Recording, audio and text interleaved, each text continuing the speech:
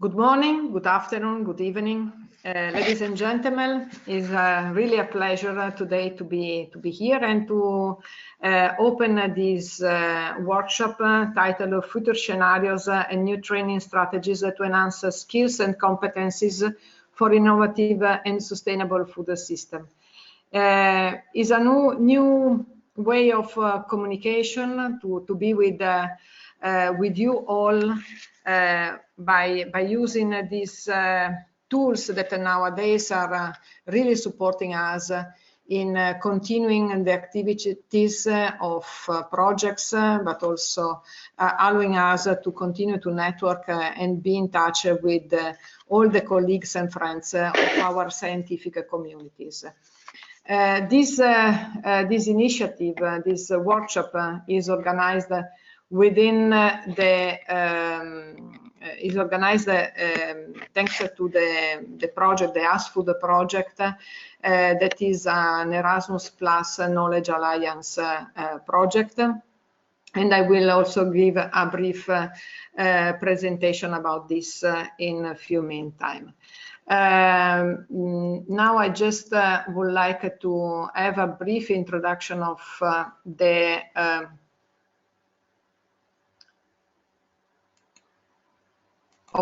workshop. I hope that you are seeing my screen now. Actually, the workshop starts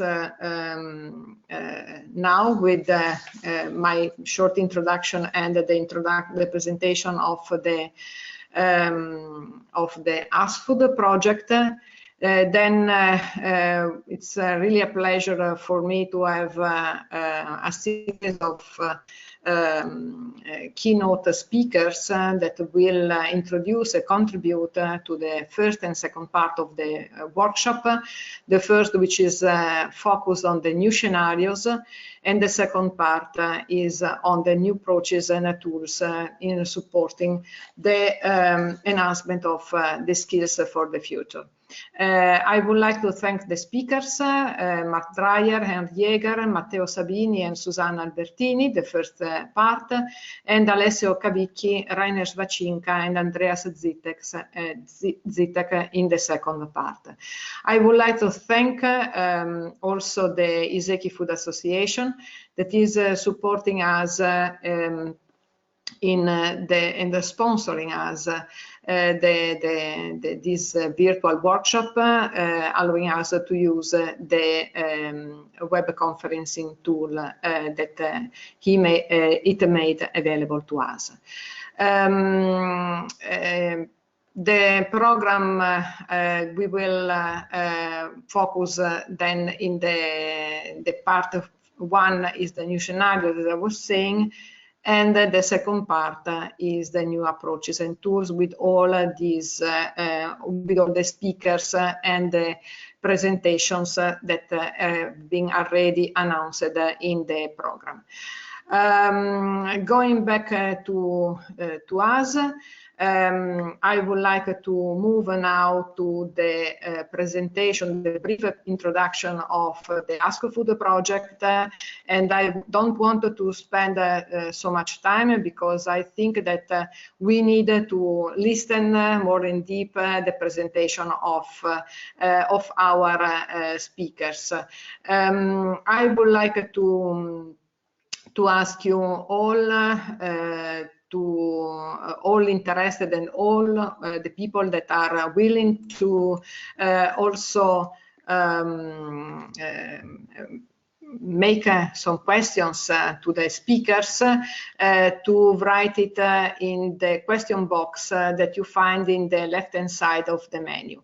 We will collect all of them, and during the question and answer time, that is at the end of each session, we will collect all of them, and we will, thanks to the collaboration also of two moderators, which are Julian Draunsinger and Dimitris Tsaltas, we will deliver them to the speakers during this time. So you are welcome, and you can introduce you can write down your questions in the question box. The workshop will be recorded, and we will add in the dedicated web page of the ASKFOOD project the link for you to watch it again, or for also who has not the possibility to follow all the workshop today for other reasons, they can also have the opportunity to continue to watch it again. Just a brief announcement. This will be is the first of the workshop that we would like to deliver within the ASKFOOD project, with the support also of the ISEKI-Food Association. And for this, obviously, we will invite you to keep an eye, let's say, to our project and our social media to be informed for the next dissemination events. I would like to now briefly present the ASKFOOD project.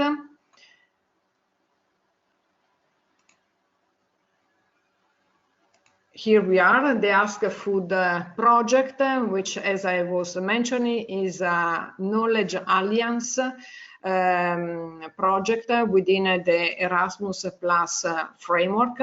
ASKFOOD is an acronym of Alliance for Skills and Knowledge to Widen Food Sector Related Open Innovation, Optimization and Development.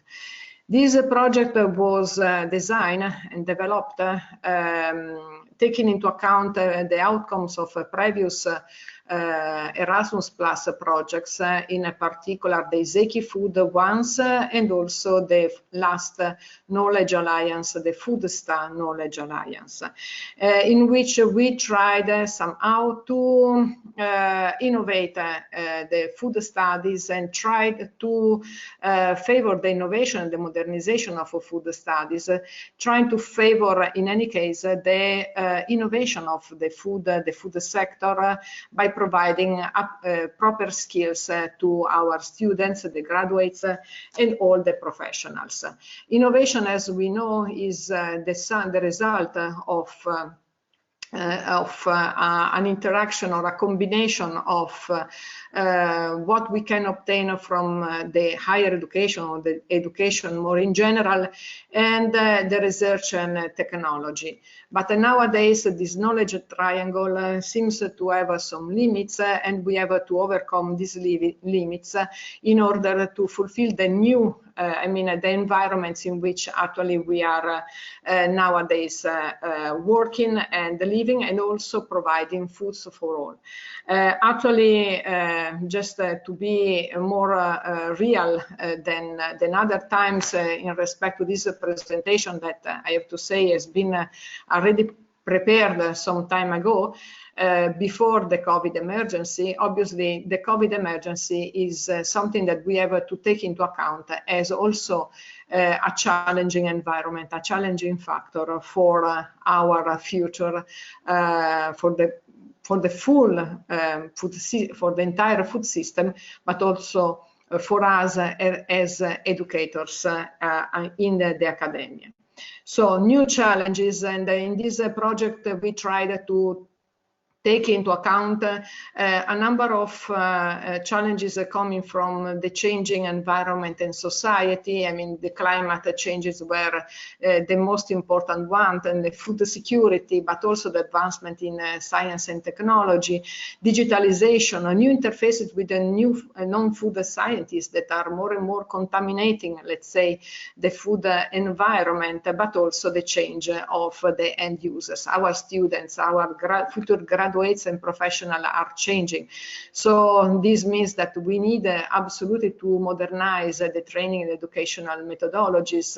And also, for instance, just to mention, the COVID has moved us promptly in a very unexpected way from an in-presence education to a virtual education. And we as educators, we were for sure not ready for this prompt change.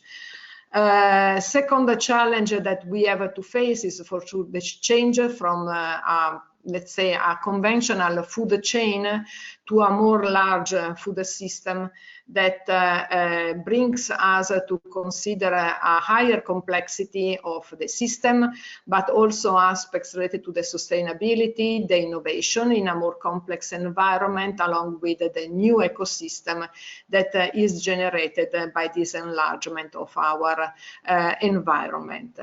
And from this point of view, we have to consider how innovation needs to be developed within a higher environment, in another framework, taking into account also the impact that the food production and the innovation has in respect to the society, but also our environment.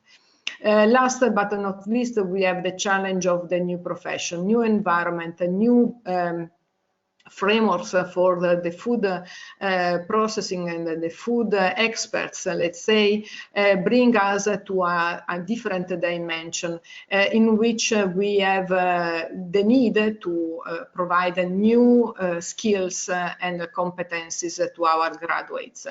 And among them, we need also to provide all the skills related to the innovation, but also all skills and competencies that leverage the innovative and entrepreneurial mindset in our students and in the future generation of the graduates. So from this point of view, we are called to make some changes and provide also to us as educators new tools for strengthening all these interactions that could be of interest and importance for the innovation per se, for the companies, for the industries involved in the food system, but also for our students. So actually this ASKFOOD project has been developed as a permanent knowledge alliance between businesses and higher education institutions in the food-related sectors in order to give responses to all these challenges. And from this point of view, we would like to apply a multidimensional approach with trying to collaborate and network with sectors also that are not strictly food related, because this is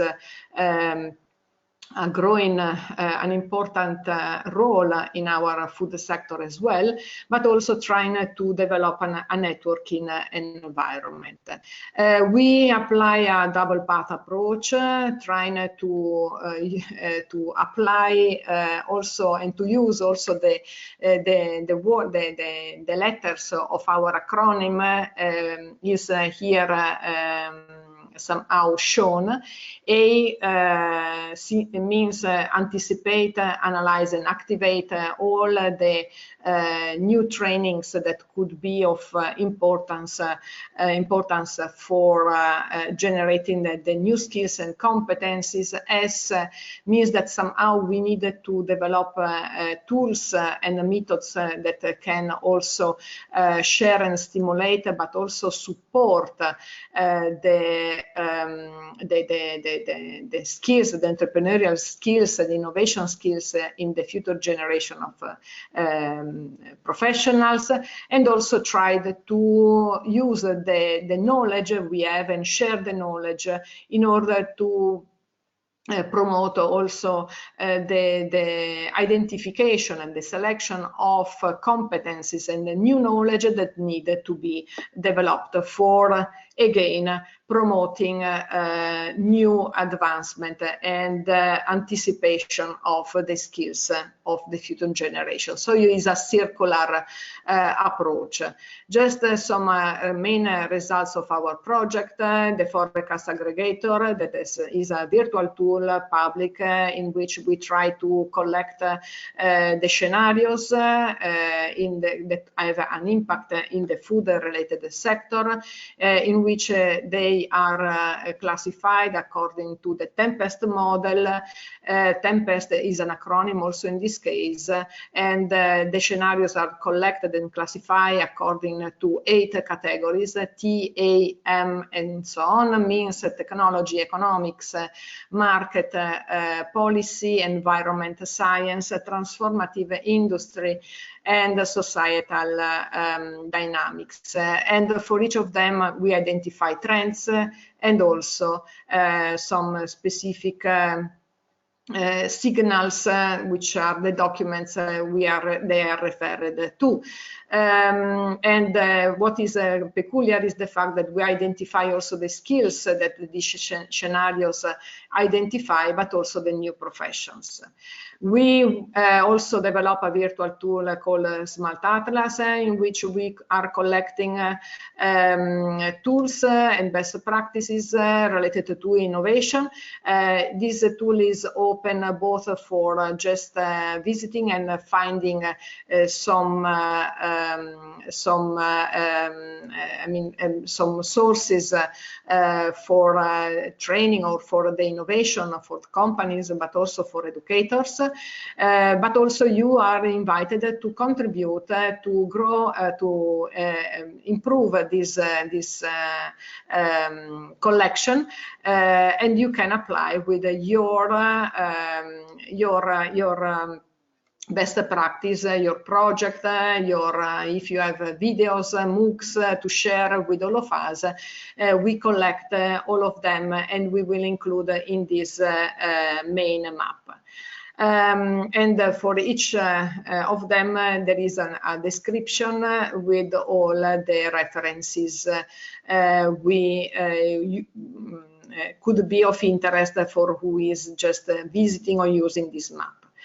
We are also developing an interactive gap skills identifier according to the scenarios, and also the professional competencies that we identify as key elements. Briefly, I go to the end because there are too many things to present, but we work also in new training approaches, and we will dedicate a next workshop dedicated to this new method for to enhance entrepreneurial skills and capabilities. We are developing new modules and methods, and in particular we are setting a gamification academy with dedicated workshop and training. We will do a public launch soon, and so keep an eye to our website and social media. We are developing new environments to share also best practices, but also knowledge among clusters in the food sectors, and there will be a dedicated workshop for that, and also the launch of an observatory dedicated to the skills and competencies in the education in the food sector. So we tried somehow to target our activity to a large and a wide range of potential users, starting from academia, but we need also, our idea is to strengthen the collaboration with all the food-related businesses, including startups and young talents, and in order to provide tools that can be of interest for their profession, but also students. Last but not least. So I would like to thank for the collaboration in this project, all the partners that you can find here, the logo in the bottom of this slide. And our aim actually is to try to develop or give some contribution in the development of a responsible research, innovation, and education in the food and food-related sectors. So after this brief presentation, I would like to conclude here my contribution. And so now is the time to give the floor to our speakers. I would like to thank also, before we move to the first speaker of the session, which is Mark Dreyer, to thank also Line from the ISEKI-Food Association, which is in the back office, and she's helping us in all the management of the technical aspects. So thank you all, and Line, we are ready to move the presentation to Mark Dreyer, which is the next speaker from Foodopedia Consulting. And that will deliver us an interesting talk titled Food, Mobilizing Resources for the Future We Want. Thank you, Mark, and the floor is yours. Mark, you need to turn on your microphone and turn on your camera, please. Voilà. Is this okay? You can hear me and you can see my screen? Perfect. Yes, but we don't see you. Can you turn on your camera, please? Sorry? Can you turn on your camera, please? I did this. Is this okay? Yes, perfect. Yes, good. Please go ahead. The problem, I see my face, but I would like to see my screen as well. So I will have to see how I can just let me possibly. We see your screen Voilà. well. Voilà. So good afternoon, ladies and gentlemen. My talk will be about mobilizing resources for the future of that we want.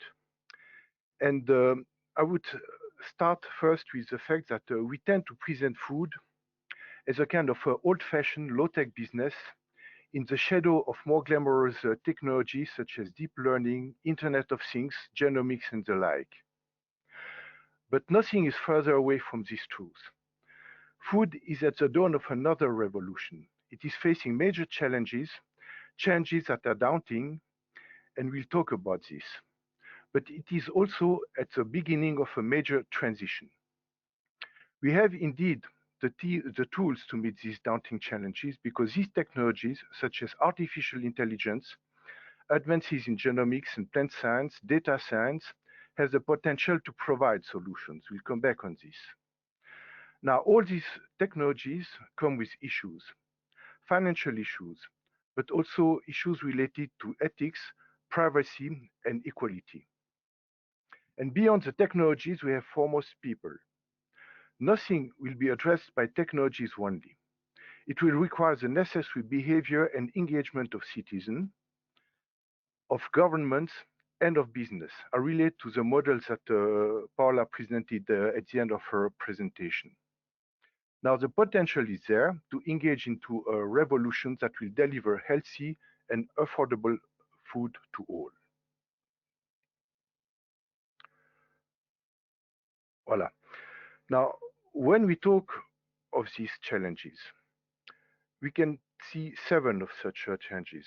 We have population, we have climate change, we have water stress, we have food waste, nutrition and health, consumer trends, and sustainability. Keep in mind, you will have different models. I present here one about the anticipation of the future of food. But foremost, we have this population growth. By 2050, and 2050 is tomorrow, we'll have another 2 billion more people, as you know. And because they deserve a better and healthy food, this will mean an increasing of production of around 60%. Now, when we combine the question of climate change and water stress, the two are pooling to impact on the food production. What you see here is a geographic map of the water stress and climate change resulting in food production.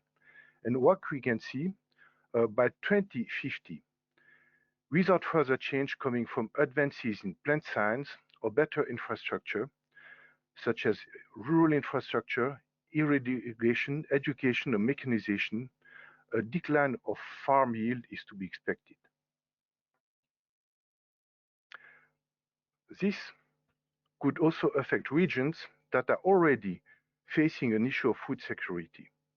As you can see from this graph, worldwide, we have over 2 billion people who are affected by food security, and the majority of them are based in Asia, South Asia, and Africa. And climate change and water stress will reinforce this insecurity on food security. Now, we have additional challenges, such as nutrition and health, but these are of different natures. In the Western world, we have the question of the aging population, with 70% of developed countries with more of 50 and 50 plus. And by 2050, there will be 2 billion people aged of 60 and over, 1/5 of the population or more. We have also 1/3 of the population of children suffering from malnutrition, and this adding on the disease burden of children below 5 years old. We have also this crisis of obesity and overweight, and I will come back on this. And we have, of course, additional challenges such as allergies that is not affecting not only the Western world, but also the developing and emerging world.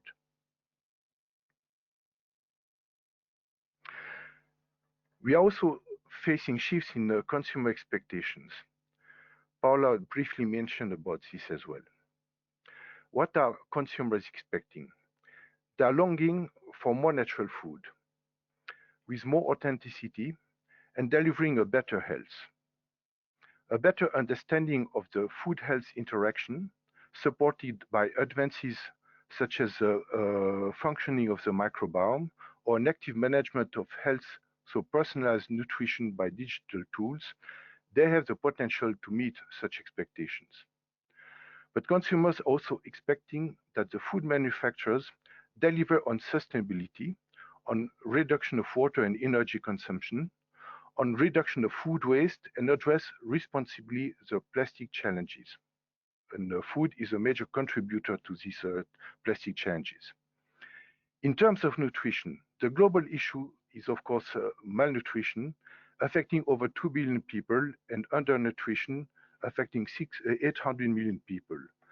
Both, of course, need different solutions. But let's talk first of malnutrition. What you have here is a kind of a simplistic statement about malnutrition. Now, the issue of obesity, for instance, is clearly related to bad nutrition as such, but saying this alone doesn't help. It doesn't provide a solution, because the causes are far more complex. People who live in disadvantaged areas may not have access to fresh or healthy food. And for numerous reasons, they may suffer from various types of nutrition deficiencies.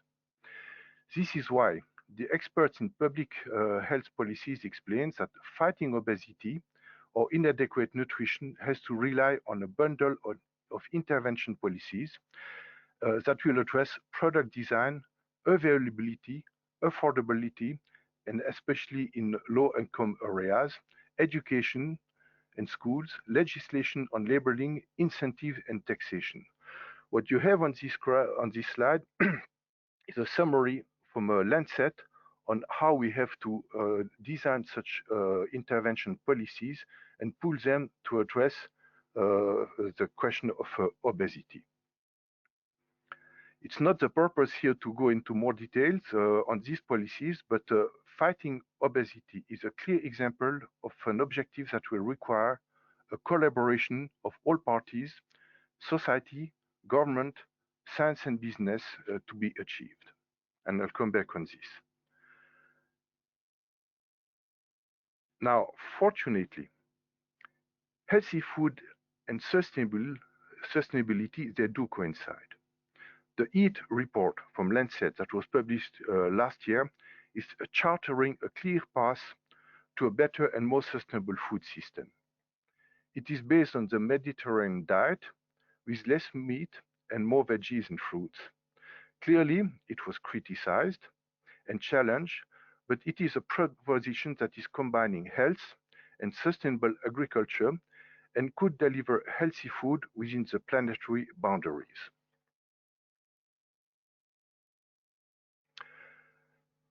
Now, we also have a rich pipeline of technologies that have the potential to deliver solutions.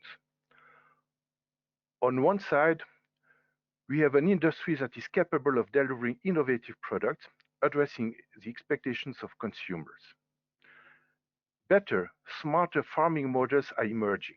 They are based on digitalization, on advances in plant science, and on Internet of Things.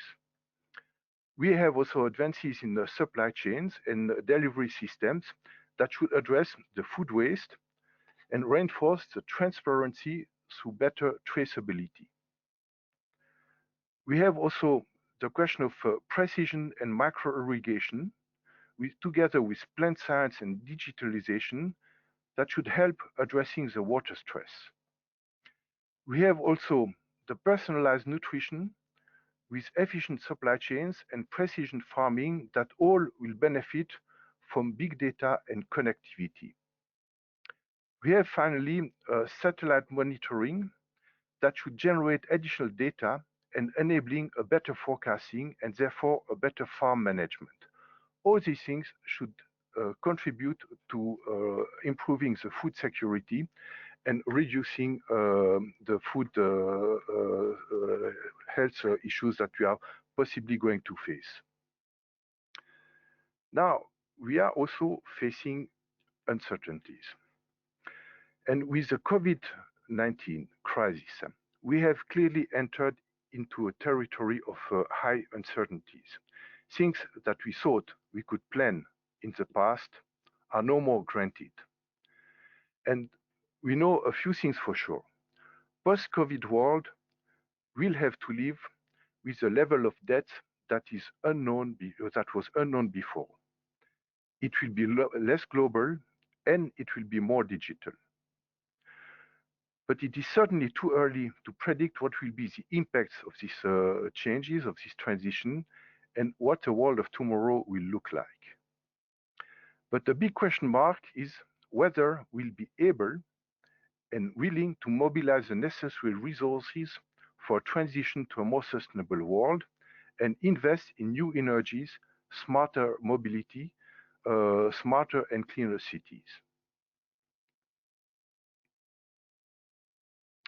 When I look at analysis from investment banks, they foresee a market on new opportunities for the food system at the level of $700 billion per year by 2030, and growing at 15% per year. Where are there? This will mean new opportunities for new businesses such as plant-based proteins, online food delivery. Online food delivery is something that is affecting more the younger generation than the older ones, and the COVID crisis has certainly accelerated such trends. It will also accelerate, open opportunities for technologies for digital farming, or adapting plants to new conditions stemming from climate and water stress. You have here big opportunities that will probably led by markets and by business to a large extent, but not only. But we need more than this.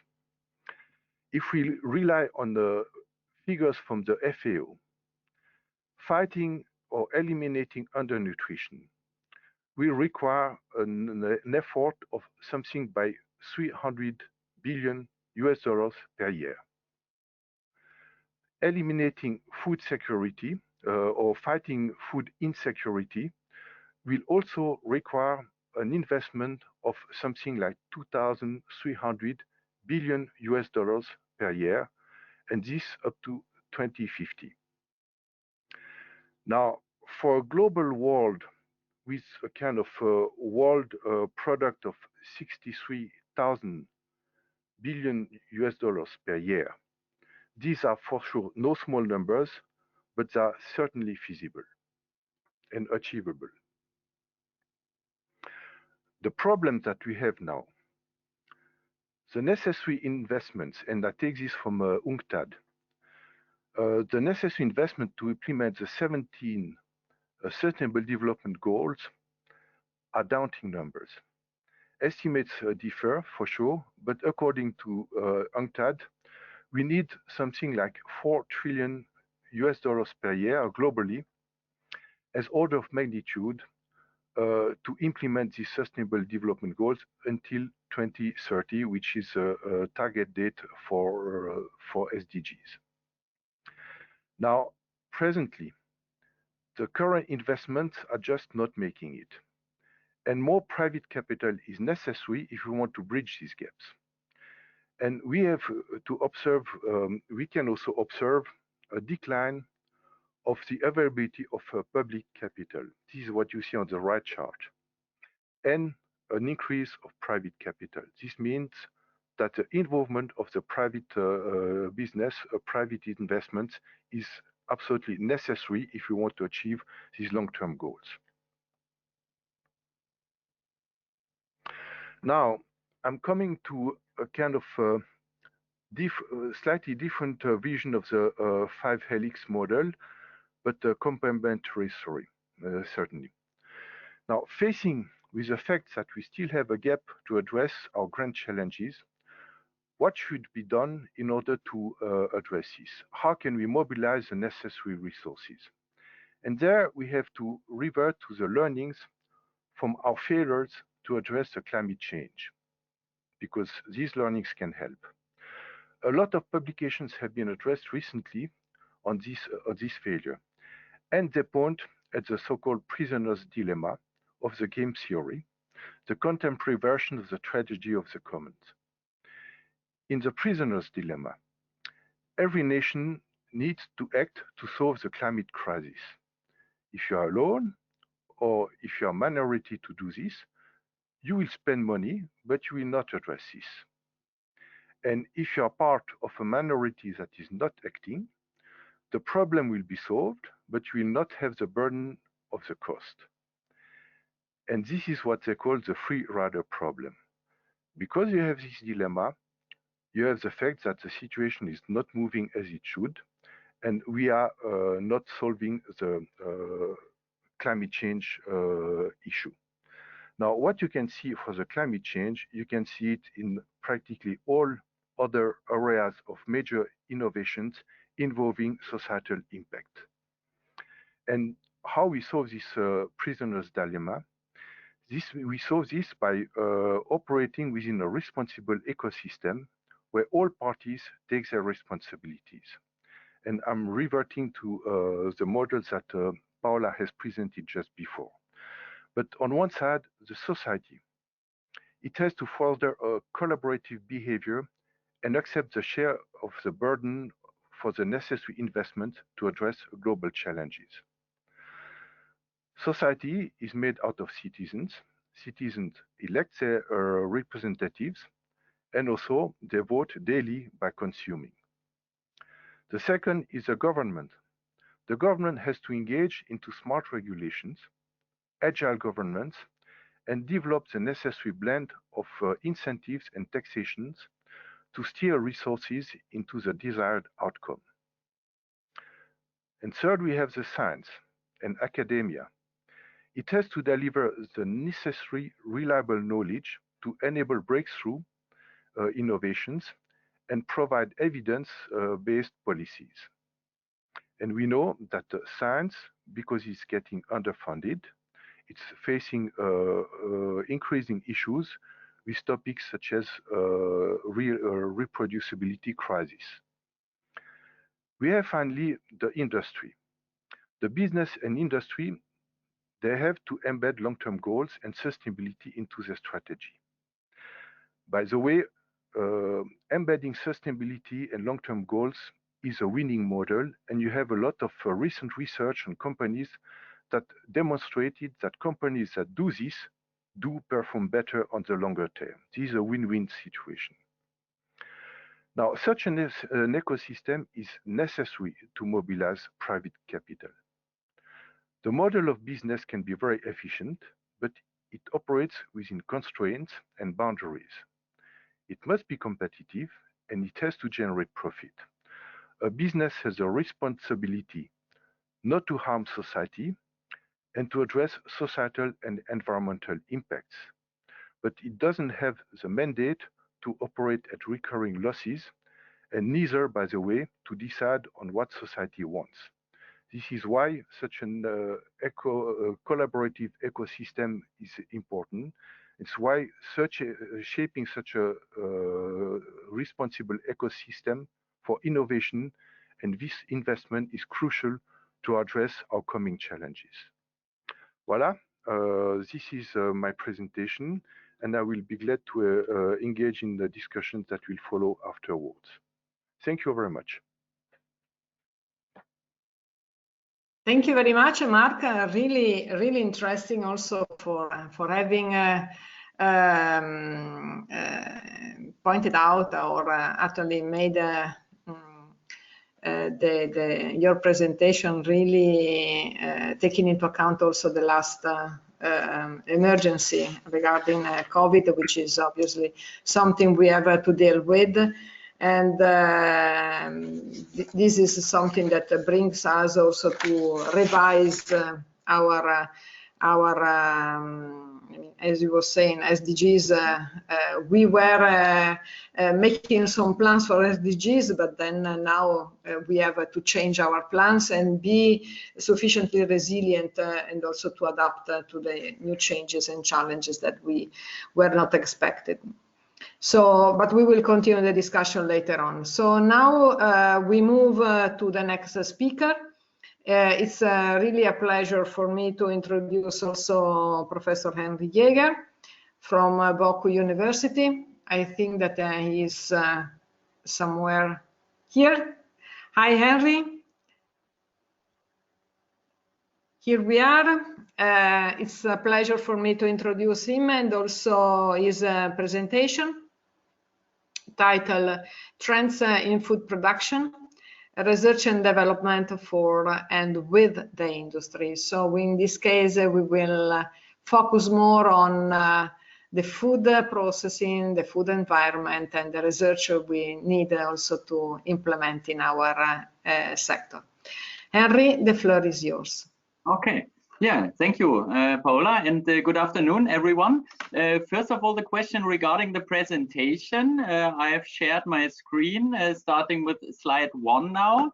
Can everyone see slide 1? Does it work? Yes, yes, I can see it. Perfect.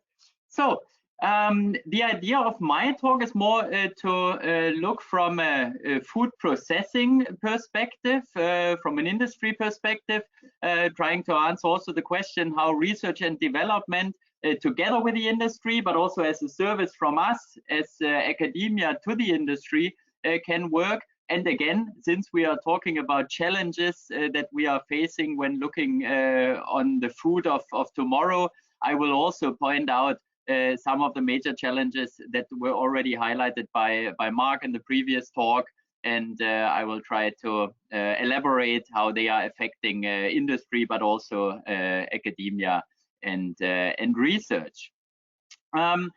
Well, talking about food processing, actually, I was trying to figure out again what is behind, what is the industry actually dealing with, and the main idea is that food processing follows certain objectives. And these objectives are highlighted in the first circle, mainly food safety, preservation of foods, nutritional enhancement, and we have heard about malnutrition already, modification of structure, taste, but also recovery of certain ingredients, and we have heard about plant proteins, for example. These are objectives, these are goals that need to be achieved by food processing. In order to work on such objectives, we have technologies available, and this from an engineering point of view are our thermal, mechanical, biotechnological or chemical processes. and most important, that we follow the transformation of our raw material and that we evaluate our processes depending on the outcome. And here the sustainability aspect, which means consumption of energy, consumption of time, loss of raw materials, byproducts, residues, are the main factors that at the end define the efficiency of a certain food manufacturing process. And always the food processor has the quality in mind, and the quality also goes as far as sensory characteristics that are then appreciated by the consumer, but also health benefits derived from food. And on the other hand, it's the safety aspects, foods that need to be safe, and in most of the cases this is taken as a given by the consumer. So food safety basically needs to be assured and is a baseline of the modern food production. Well, we have mentioned the consumer already, and the consumer clearly is for the food industry the target group, because the consumers are the ones buying the food. Unfortunately, the consumer is not a homogeneous, not a uniform group, and I was just trying to illustrate this by the pictures you see. We have a very non-uniform, a very heterogeneous number and types of consumers that we need to deal with. And consumer expectations are very different. So this is an important aspect to consider. And these differences between consumer expectations, they are growing. And you all have heard about personalized food. So this even goes down to individual expectations related to foods and particular food products. And on the other hand, we have the issue of limited resources, and already this has made its way into the consumer sphere, because also the consumer values that foods or certain processes are performed in a sustainable way. But also the industry, starting from the agriculture to the food processing to logistics and retail, all these parts of the food production chain, they are facing the limited resources, sustainability issues, and this needs to be addressed as well. Talking about food processing, usually this has a very bad reputation with the consumer, because in most of the cases processing means that we apply technologies, that we have major changes of food properties, and that we bring the food in somehow an unnatural state. Well, I would like to show two examples which basically illustrate what we could call targeted food processing. And this clearly also is a trend towards the future of food. We need to get more targeted, more specific when we design our food processes. And you see one example here, fresh cut products, so fruits, vegetables, salads. Here is what we call minimal processing. The raw material brings all the characteristics that the consumer appreciates, and the role of food processing in this case is to maintain these characteristics. So here we mainly work with temperature control, storage, packaging, in order to maintain food quality. And the actual processing is what happens on the consumer level, actually in the kitchen. And this is not only cooking, this is also advanced food preparation, just looking at the different devices, the different kitchen appliances, dejuicing devices, frying devices, cooking devices that are available to have this final preparation, this final cooking step. The other extreme is what also is an example of food processing, and probably an example which most of the consumers link with food processing, namely a very significant and a very large change of raw material properties. And this is illustrated here by a baking process. We are starting with our cereals, and the first what we do is we break down the structure, We isolate certain ingredients. We have a fractionation, a purification, and then we are restructuring these ingredients again.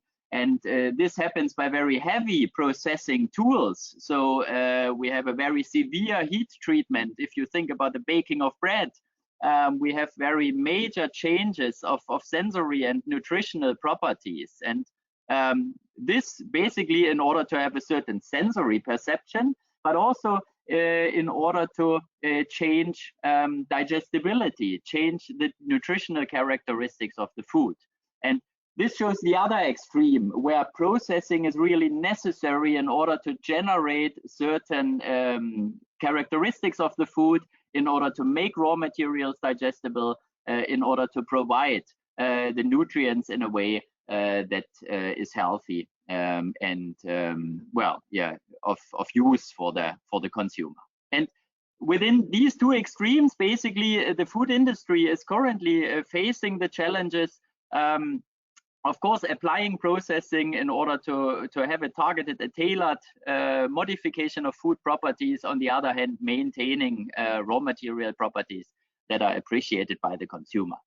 And in order to structure this, and in order to structure the idea, how can we design food by considering consumer relevant properties?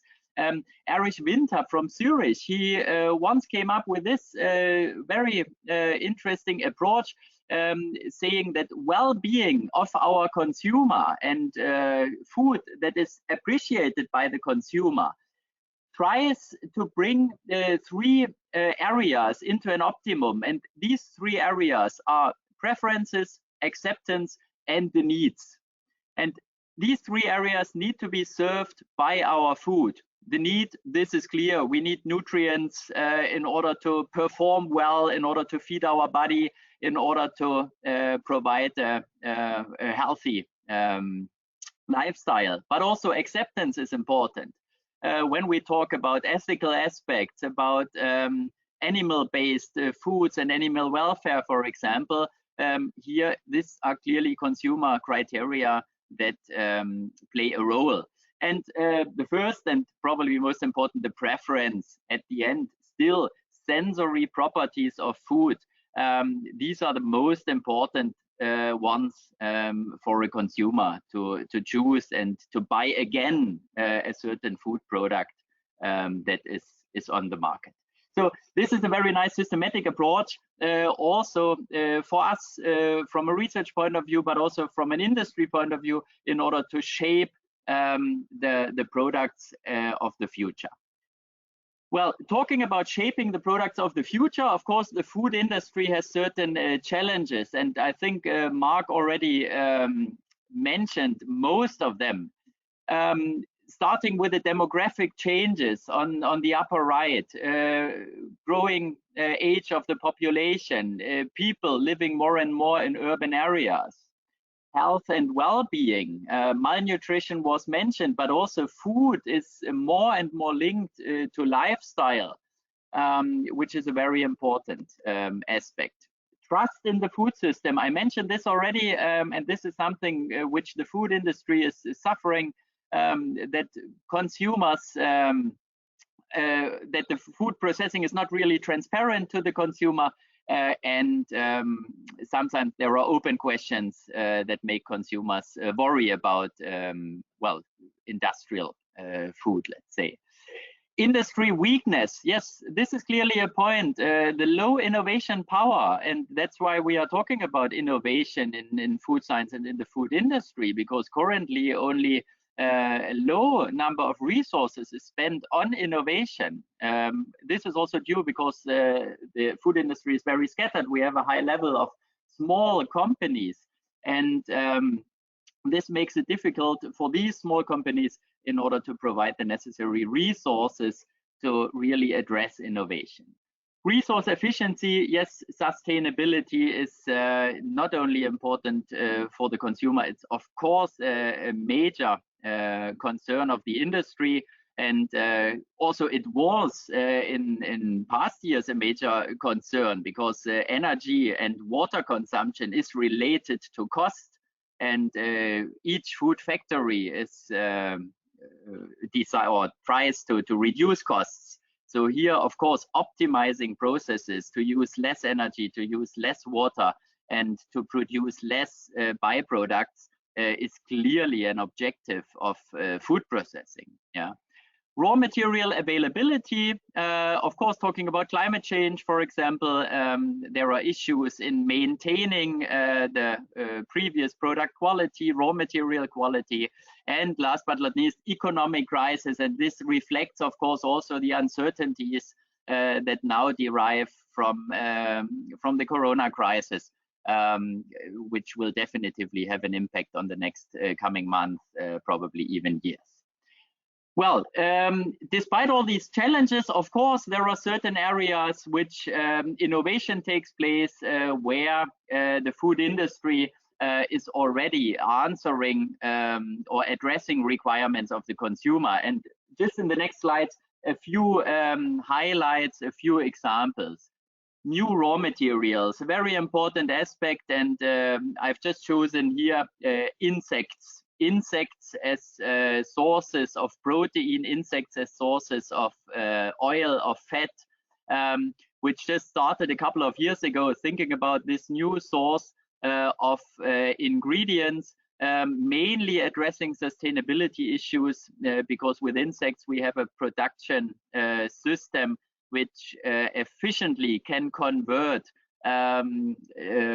also byproducts into high value protein and fat.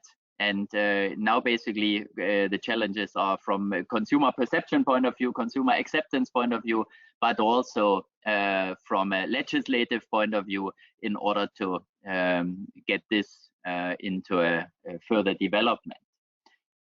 Second area, reduction of environmental impact. Very interesting study in 2018 published in Nature, Options for Keeping the Food System Within the Environmental Limits. I think a very nice title. We just need to be aware of that we have environmental limits, and it's just the only way in order to deal with this, to adapt our food system, to define options that allow us to work with these given limits. And this research group basically looked into different areas of environmental impact and considered different options in order to improve these areas. And what is clearly visible here, what is highlighted in green, diets. So shifting from an animal-based to a plant-based diet is one major solution in order to reduce greenhouse gas emissions coming from animal-based nutrition. Another area, what is listed here with technology, actually this is not so much the food processing technology that is meant, it's actually agricultural technology. So how can we be more efficient in using a given size of land, in increasing production efficiency, increasing yields in agriculture? So this is a major opportunity in order to optimize in the future. And the third category, waste reduction.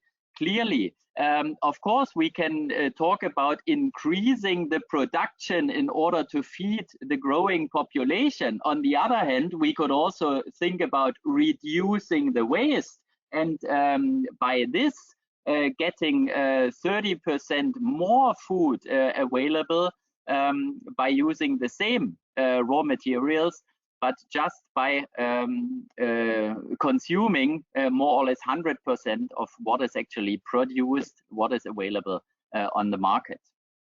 Another area, new production concepts.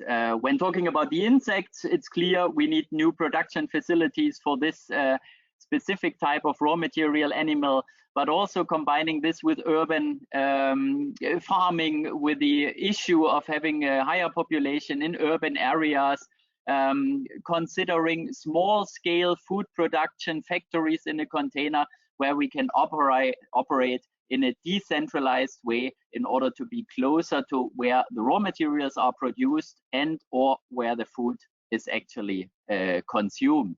So also here, new ways need to be taken when it comes to production facilities and production concepts.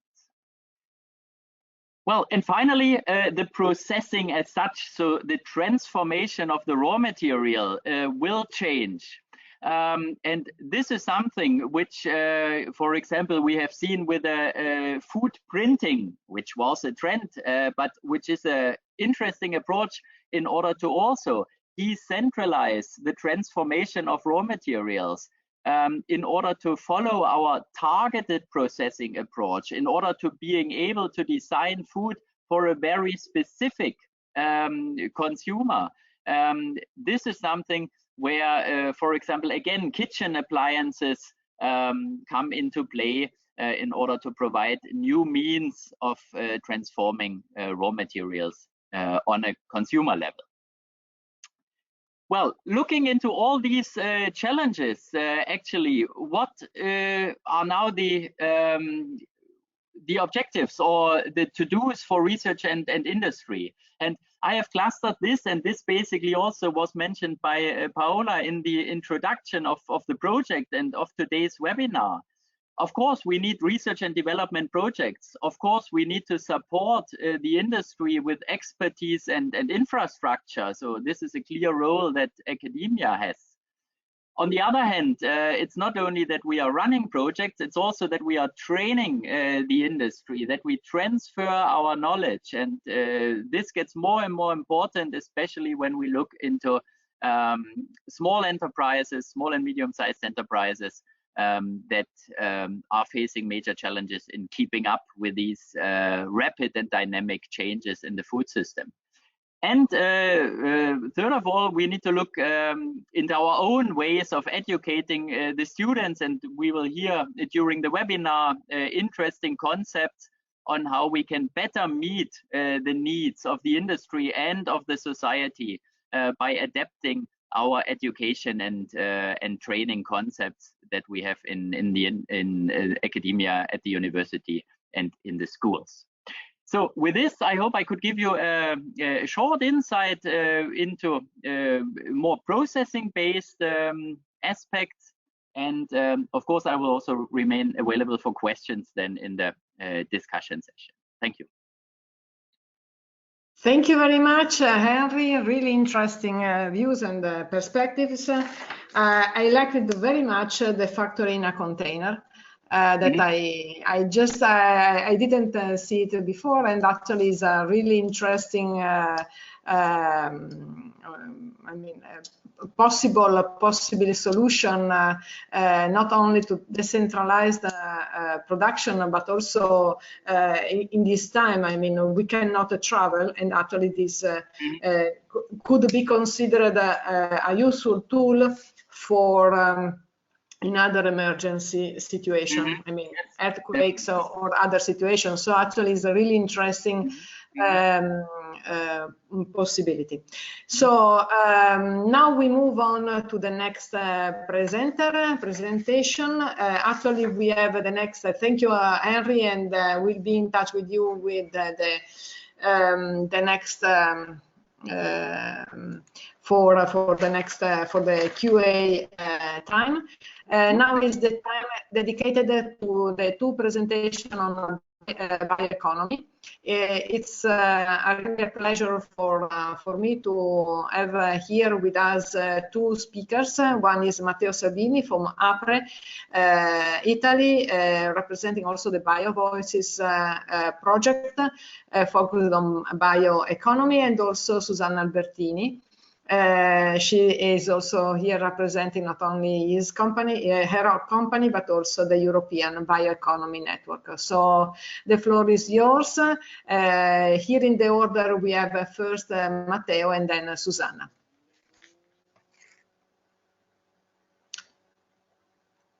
So Matteo should start, or Susanna, I don't know. I see the presentation of Matteo, but I see Susanna. So this is Matteo's presentation. Matteo told me that before he had some problem, it was crashing. Okay, so you want to start, Susanna, or I can start eventually if you want okay, to. I will make you presenter. Okay. Okay, great. So I will show my my screen. Okay, do you see it? Yes. Okay, great. So here, so maybe when Matteo will come, he will be able to come back. So basically, I'm here to speak about two initiatives. One is the LIFT project, that is a BBIJU funded project, and the other one is the European Bioeconomy Network. That is a network, an alliance of actually 57 projects EU founded in several topics, in several programs. So I will try to convey you some messages out of those two experiences about, of course, education. So the title is Future Scenarios of New Training Strategies to Enhance Skills and Competences. This is the name of the day. And then here we will talk about bioeconomy education challenges related to how to bridge the food and the bioeconomy. So this is more or less what we will touch.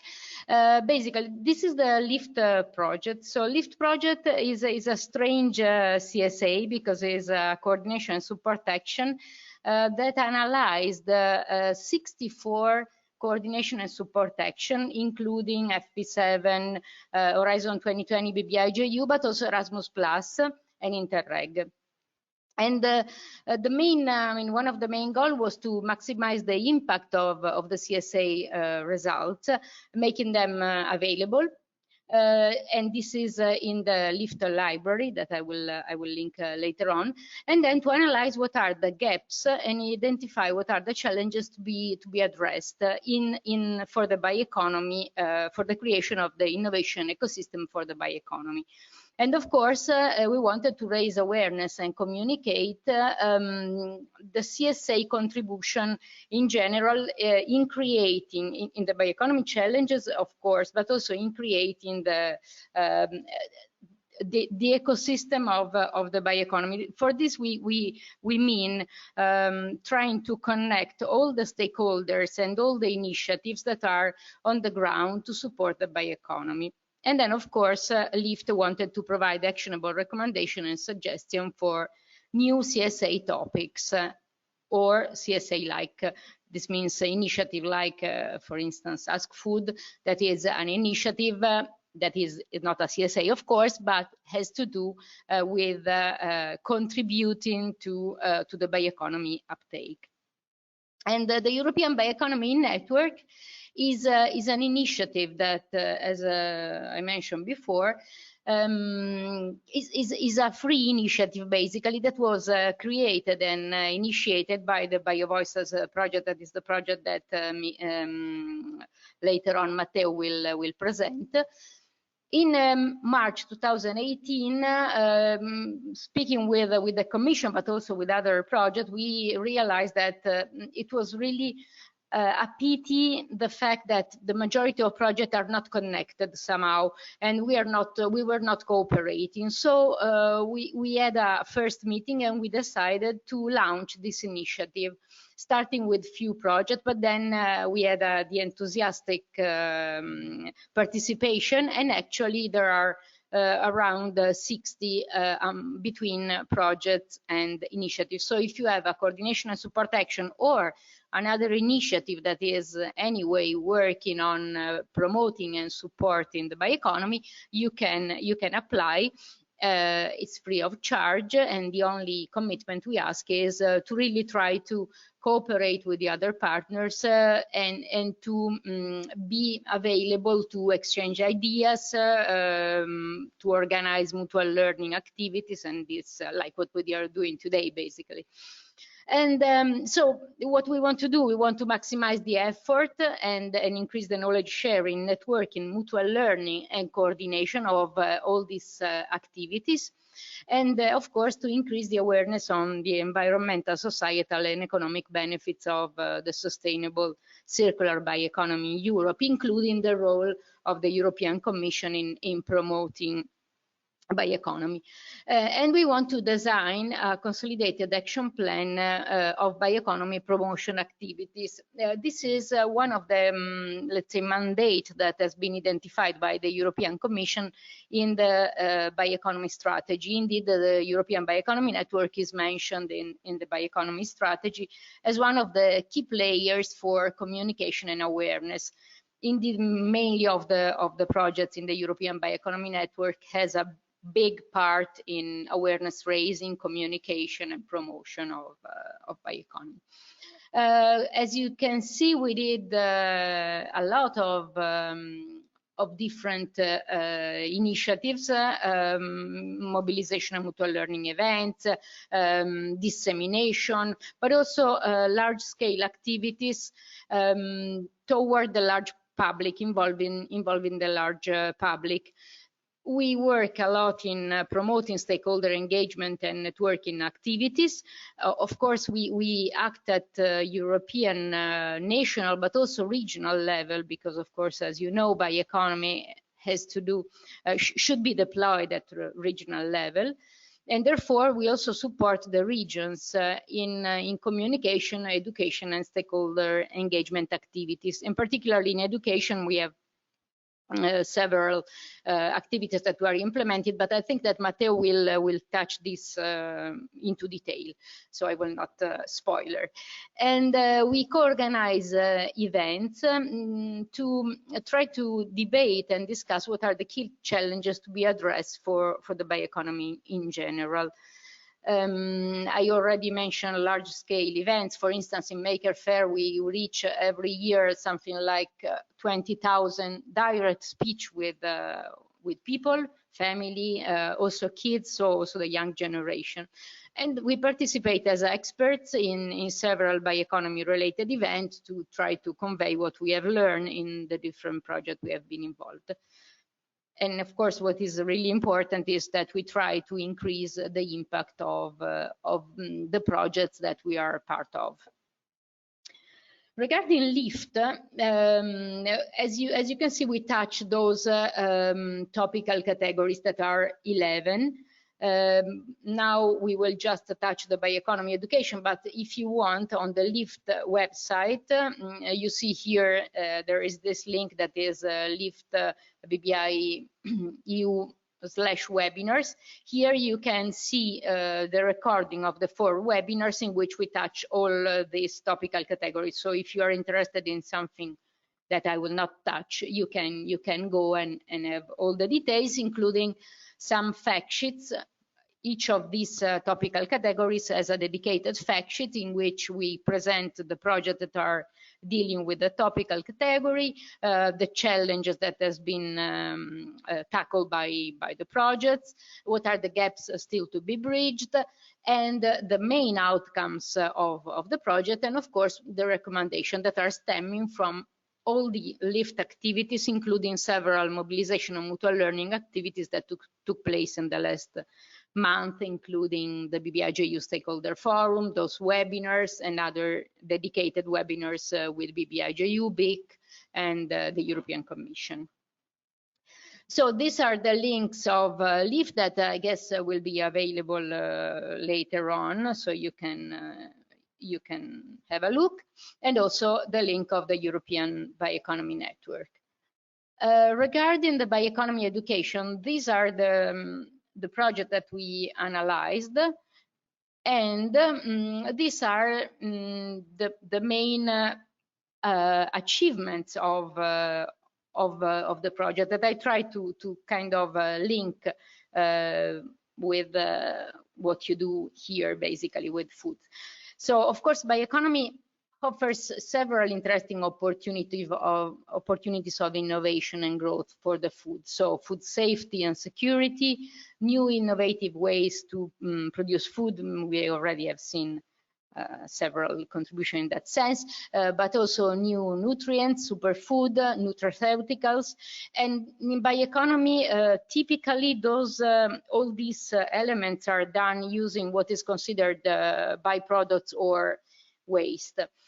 And indeed the high value of use of waste and byproducts. And then of course bioeconomy has also to do with compostable packaging, but also with soil protection and restore or sustainable management of lands.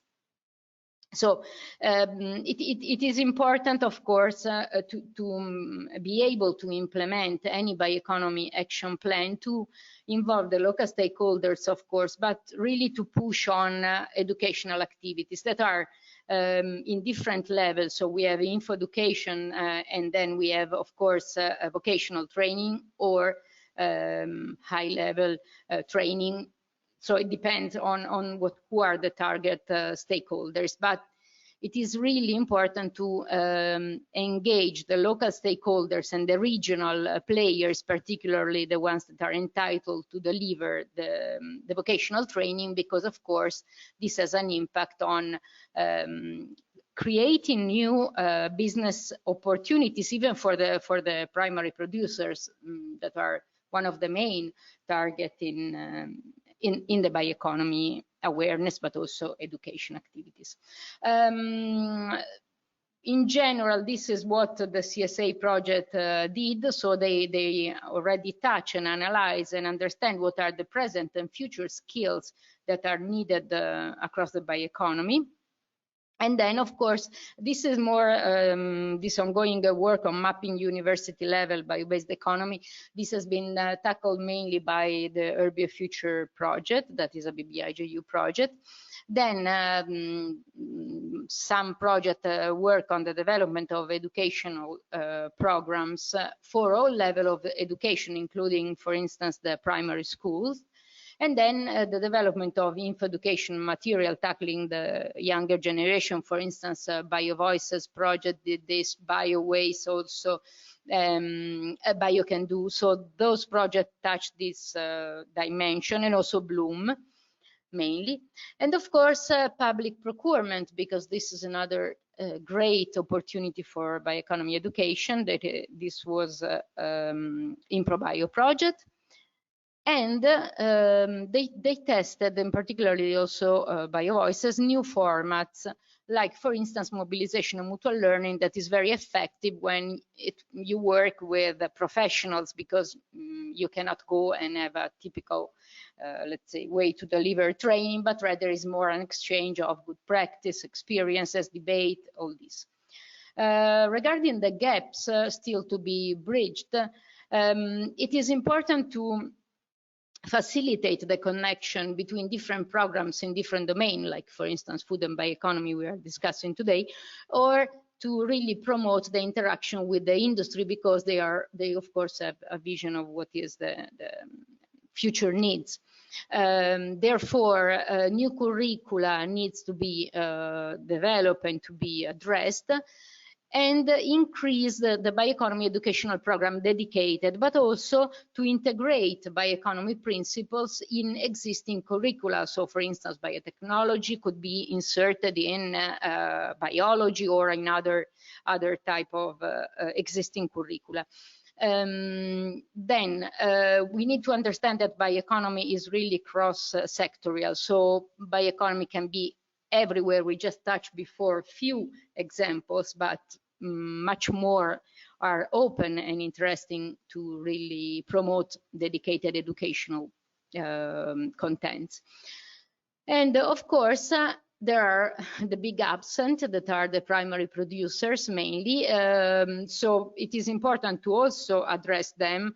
We had yesterday an interesting webinar about the creation of the wool value chain, and we had several farmers.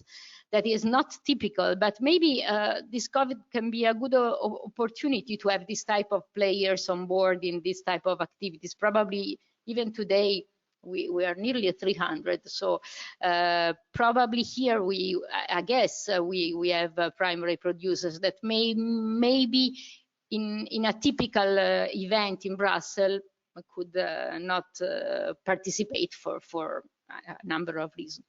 And then we need to support the regional authorities, as we already mentioned, and then for sure make sure that the younger generation are always involved, also in light of future talent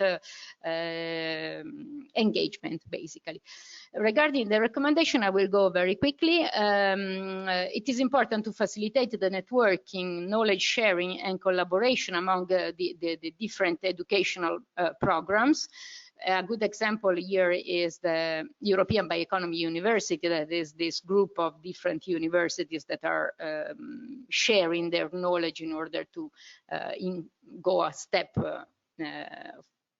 up, considering what is the level actually existing of the debate. And then, of course, we need to stimulate the debate around education in bioeconomy, to really improve the educational system and to really be able to be updated, considering that the bioeconomy is evolving very quickly, so the education should follow. And then we have to identify what are the new skills and competences for the future workforce to really respond to the industry needs, but also to the potential evolutions of the bioeconomy. And then we already touched this point. New formats should be invented and should be implemented. Living labs, mobilization, mutual learning, co-creation of knowledge, but also integration in existing curricula.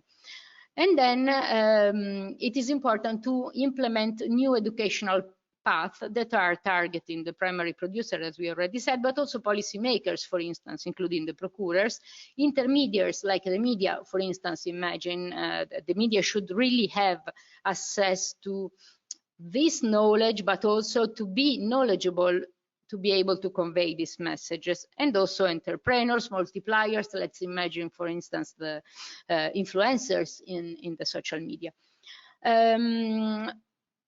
Educational needs should be implemented at regional level, because the regions are different, and bioeconomy is something generic, but the bioeconomies are local and should be implemented locally. And then, of course, what we already touched, school activities should start very early, because we want to grow a future generation of citizens that are knowledgeable and sensitive to the environmental issues. And then we want to inspire this generation and attracting them toward education and careers in these domains. So I'm done. I hope Matteo is around. Thank you very much, Susanna. I hope that Matteo is ready, just to avoid, because we are a little bit late on the schedule. Matteo, are you here? Okay, I'm here. Yes, I hope. Can you hear me now? Yes, perfect. Sorry. It's fine. I just would like to invite you to limit your time according to the 10 minutes we gave to you both. Yes. Okay. Thank you very much. You're welcome. Sorry if I don't turn on my video, but connection is. I have some issues with connection, so it's better to not activate the webcam. So in my speech, I would like to present two case studies we developed with regions in order to implement Matteo, education. Yes. Do you have a presentation to share? Can you see my screen? Yes. Now we see your screen. Thank you. Okay. Yeah, just few words about BioVoices. BioVoices is an Horizon 2020 funded project, started in 2018. What we do is to involve all stakeholders from the quadruple helix, so citizens, policymaker, business, and researcher, in order to boost the bio-based product adoption, and we created a multi-stakeholder platform. We aim to increase the awareness and acceptability of bio-based products, and also of the research innovation in this area. So what we do is we define 12 main challenges. We match the development phase of the bio-based product with some topics, with some areas. But there are also some transversal topics, and for instance, one of them is education. So what we do, we organize mobilization mutual learning events. The aim is to organize 70, but probably we are going to organize more than 70 in order to discuss these challenges. And moreover, in order to increase the awareness on bioeconomy, we developed some tools, some activities that could be useful also for education, and I will say a few more later. One of these is the bio art gallery. So we created an exhibition where we explain what you can do, which product you can create, starting from a feedstock, for instance, from the urban waste or tomatoes. This is an online exhibition, but also a physical exhibition. And then we also collected more than 200 items, 200 bio-based products, and we used them in fairs, conferences, in order to explain to the people what a bio-based product is and what bioeconomy is. Finally, we are using social networks to show these products, but also to explain, to inform the people about some specific topics. As you can see, there are two cards here where we explain what bioplastic is, but what biomass is. And at the moment, we are running a daily social media campaign called Bioeconomy at Home, where every day we explain something, or we present a bio-based product, or we interview people working in the bioeconomy. And these are tools that we can use to support the education. And now I go to the two case studies that I would like to present. We implemented with two regions. The first one is the Lazio region, and we worked with them in order to create the Bioeconomy Prize within the Startupper School Academy. So Startupper School Academy is an initiative that the Lazio region make every year with the aim to boost the entrepreneur skills of high school students.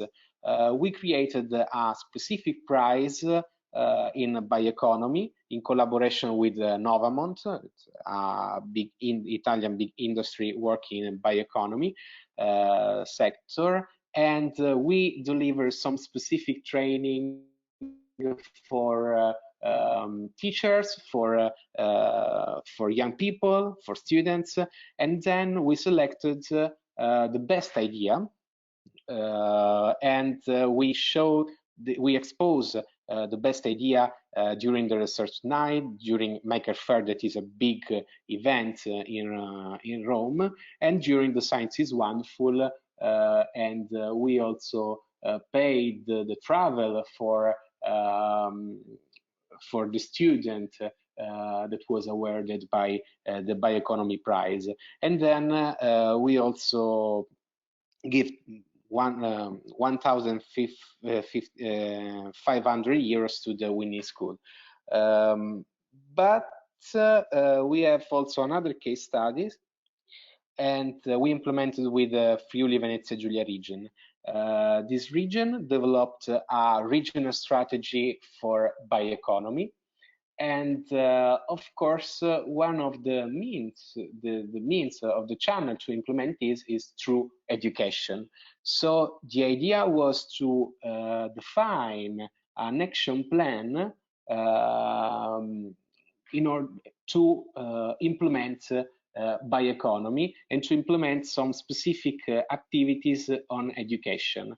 And the region would like to create this strategy, this implementation strategy, with regional stakeholders. So we supported them, and we organized with Friuli Venezia Giulia region a mobilization and mutual learning workshop, where we presented, when we invited some projects and other initiatives in order to present what they already done in Europe. So, for instance, we there was Paola from ASKFOOD, but there was also, for instance, the bioeconomy European universities. And then, after the presentation of best practices, we worked in 3 parallel sessions where we discussed on how to anticipate the training needs, both for company needs and also how to train the workforce, how to train employees. Then the second area was how to train the trainers, and finally, how to orient young people towards bioeconomy. So people worked together in these 3 sessions, and they proposed some actions using a canvas that is really similar to the business plan canvas.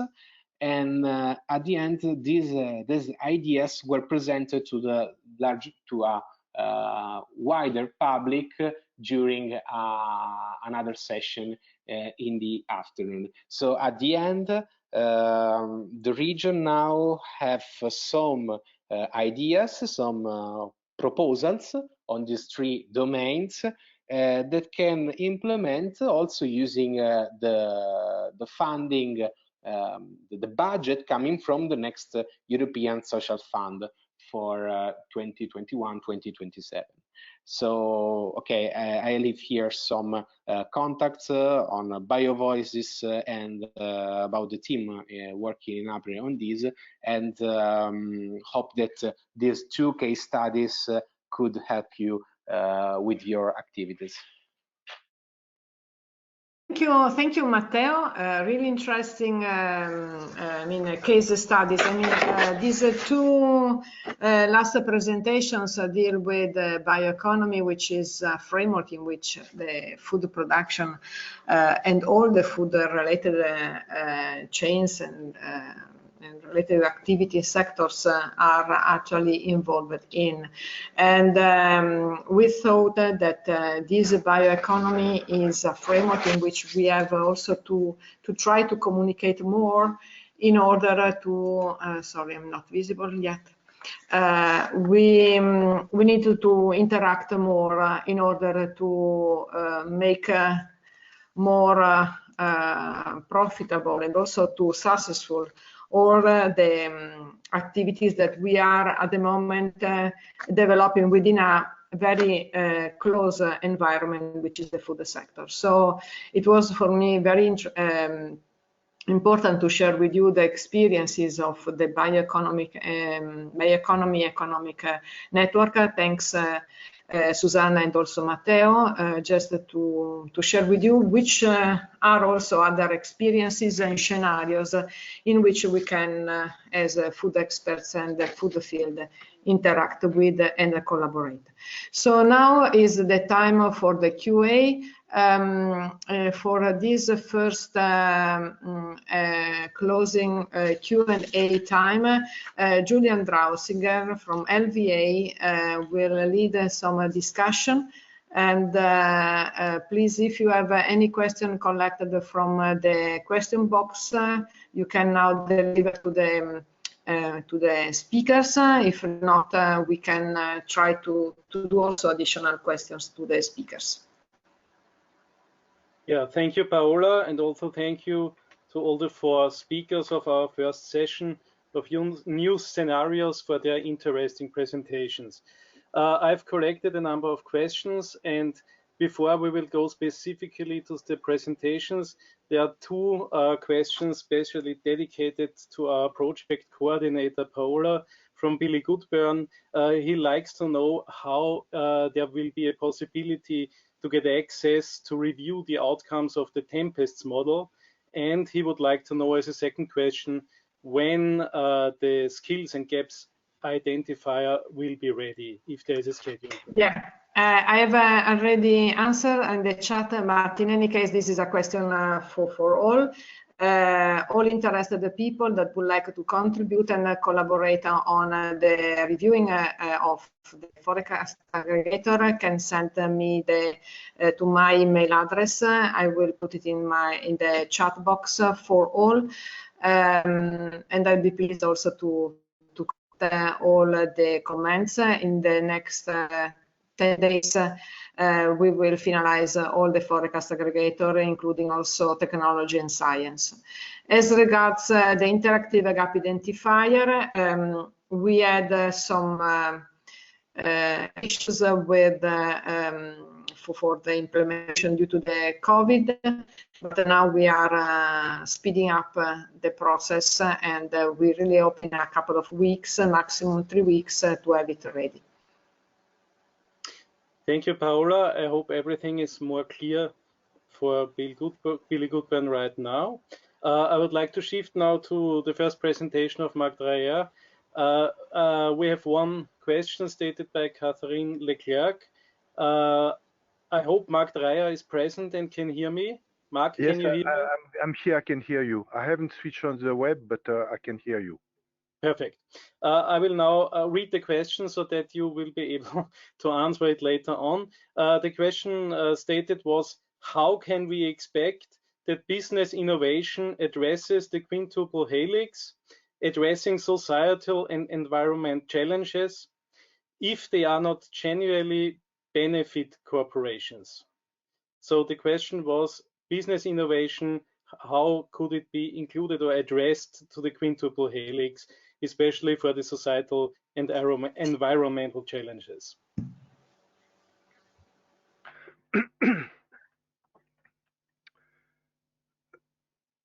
You know, I would answer by starting with a statement of last year. This is, you probably still have fresh in your mind, the statement of 181 business executives from the US Business Roundtable.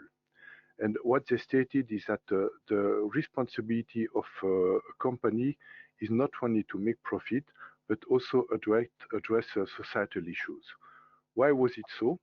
Because this is also what consumers on one side and citizens on the other side expect.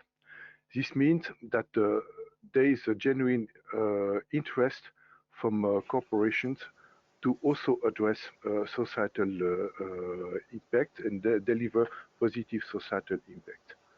Fine. Now it is clear. The first job of a company, let's not be naive, this is to generate profit. This is to generate a benefit. But this is something that is not working on the long term. On the long term, they have to do more than this. And they have also to be relevant to societal expectations. If you have a kind of drift between what companies deliver and what society expects, don't think that the companies will have a kind of license to operate in the long term. So on one side, it's clear it has to start with to the management. They have to be aware of what we would call the new definition of the fiduciary duty. you probably remind in the 60s, 70s, and for business, business is business, is deliver profit, fine. This has been revised because a model like this is not sustainable. And in the fiduciary duty, what we would say, if companies fail to address societal impact, they fail to deliver on their responsibility, and they fail on their fiduciary duty. Now, this being said, there's so much that corporations can do and deliver beyond compliance. And this is a tension that you would have if they have to integrate externalities into their business models. To some extent they can, but beyond some extent they will infringe on the issues of competitiveness, and they will not deliver this. This is why we have to extend the discussion, if I can say like this, to a whole ecosystem, which is along this helix model, where everybody, every stakeholder has to play a role in setting what is feasible, also guiding government in setting up regulations and rules, so that ultimately a company can be steered to deliver societal impact through their innovation. Is this meeting the expectation from the question? I hope so. Thank you very much for the clarification. In this context, I also have a statement from Xenia Kekina. I hope I did spell it somewhere right, regarding to taste and availability of the products. She says availability is the main factor of choice of the product. Taste is crucial only when people have choice and can afford all the options. Is this a statement you would agree with, or would this stay in contrast to your statements? State is only crucial once you have availability, or, you know, it's a chicken and egg story, but ultimately we are living in a very competitive world. If you're in the food business, food industry, all what you do, somebody else could do it as well. So if you fail to deliver products that are meeting consumer expectations, somebody will do this, and somebody will probably do it efficiently enough so that beyond availability, you have also this question of meeting consumer expectations. There's of course another item that is meant with this question. This is a question of affordability, of course. You need availability for sure. If your product is not available, how can you consume it? But you need also affordability, because you can deliver a good tasty product. You know, we have all with premium range products, but if they fail to be available to a large section of the consumer population, probably you narrow into a niche. It may be feasible, it may be profitable, it may not. But definitely in a world that is competitive, taste is part of the deal. Thank you very much for your answer. I will follow up with the next question to you from Cleo Crozet.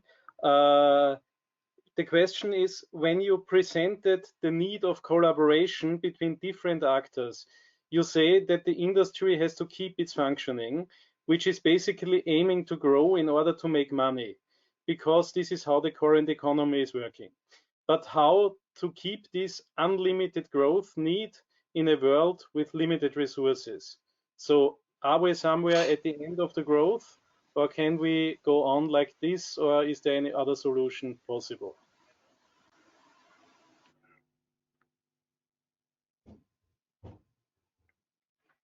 Unlimited growth, we know the model will not work. This is clear. You have also different, I think the first foremost priority is to disconnect growth from environmental impact, and possibly as well societal impact. But if you generate growth and increase carbon footprint, water footprint, then definitely the model will not work. What you need, of course, is to combine the two. Which means that you move into something into the direction of a circular economy, and you move into solutions where you reduce waste, you reduce environmental impact, and you have this whole issue of the packaging economy that must be revisited. For food producers, it's a major challenge. And if they do not address something like the packaging crisis convincingly, this will fall back on their nose for clear. So you can grow for sure. You know, I think I came with figures in my presentation. We have 7 billion people. We will be 9 point something at the end of the middle of the century. People will expect to have a better quality food in parts of Asia, Africa. In Europe, it's probably certainly a different challenge. This means that you need to have further growth, definitely. But you cannot afford to have growth accompanied by incremental environmental impact, carbon and water footprint. Mm-hmm. Thank you very much. There is another question by Greg Glass. Dr. Dreyer, can you again mention the trends in developed market that you spoke about and showed in your presentation? You mentioned organic, free from sensitives, vegan, novel. However, the rest of the list. Okay, I would say Greg Glass can have a look at the slides later on when we distribute them. I think you will get probably a copy of my slide, I assume. But in the consumer trends, what I mentioned, you know, let's be clear. You don't have a kind of one view captures it all. Different analysts will present different perception of what are the trends. But certainly, in Western countries, expectations for more natural organic food is something that is there. Expectation from something that is more authentic, that is closer to kind of ethnic origins, this is certainly there. You do have a shift to vegetarian or even vegan food, this is clear. Meat consumption in the younger section of the population is decreasing. You have also an expectation that the food that is delivered has a lower sustainability impact. This is clear. Now, we have also all this trend into personalized food, a food that is better meeting your own personal needs. And this has to be supported by certainly digital tools. It's an emerging trend, but this is also some things that people are expecting. This is what I meant with these consumer trends in the developed markets. Many analyses will coincide with this, but of course you have different analyses that will deliver different perception of such trends. But I think these ones are quite relevant to what you can observe. Thank you very much, and thank you very much, Mark, for your presentation and your answers to the questions of the participants. I would like now to approach Henry Jäger. There are a number of questions relating his presentations, and I would like to start with a question of Ruud Verkerk. He has a question related to tailoring food with respect to consumer. How does the preferences, acceptance and need approach fits with the ultra processing debate? He would like to have a clarification on this. Mm-hmm.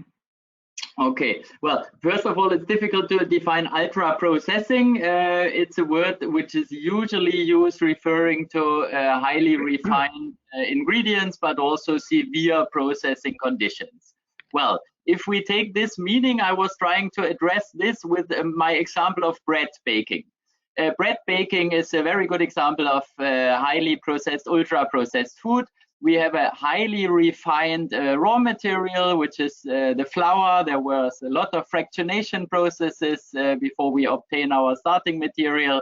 And at the end, we have a very intense process of mechanical treatment, dough preparation, and also of thermal treatment, which goes up to crust formation, where we get acrylamide and all this. So this is a good example of ultra-processed food. However, it's not perceived by the consumer as ultra-processed food.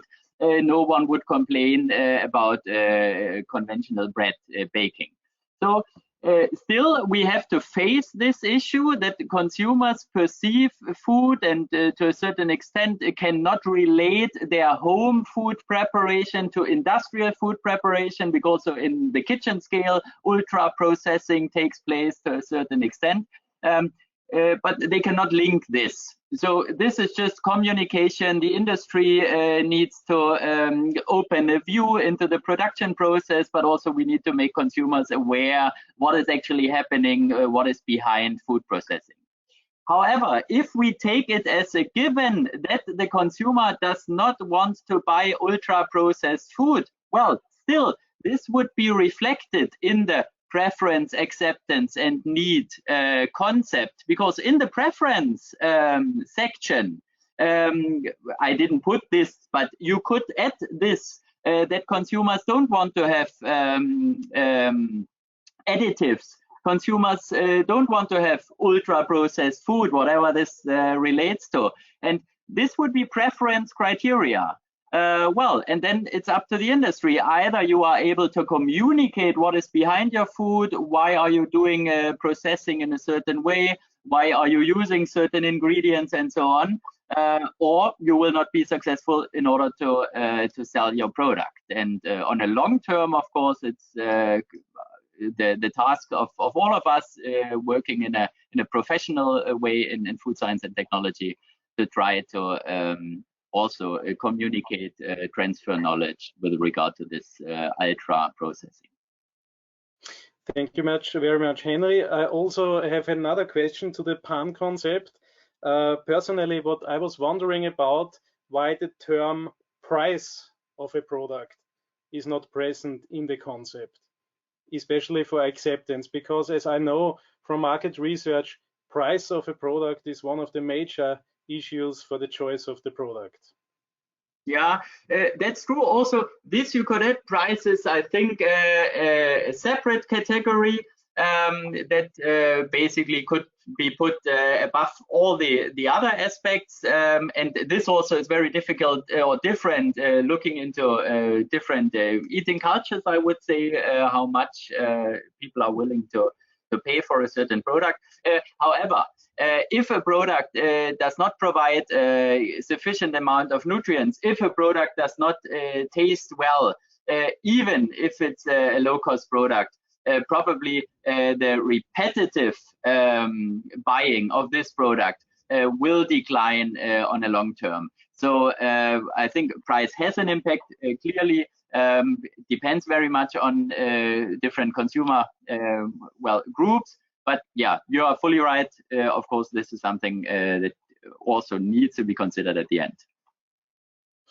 Thank you, but Henry. Also, just to add, also looking at all the other attributes, I think there are also very important and valid attributes that can basically overrank price. So if you manage to really sell a product that has a very good quality, a very high level of nutrients, as we see for certain product categories like fresh cut fruits and vegetables that are very high in price, but they have a high degree of convenience, they have a high degree of freshness and taste. So here price is not the limiting factor actually. Okay, thank you very much, Henry. Julian, just to keep the timing, maybe we can just make the last question, and then we make the break so we can start for the second session.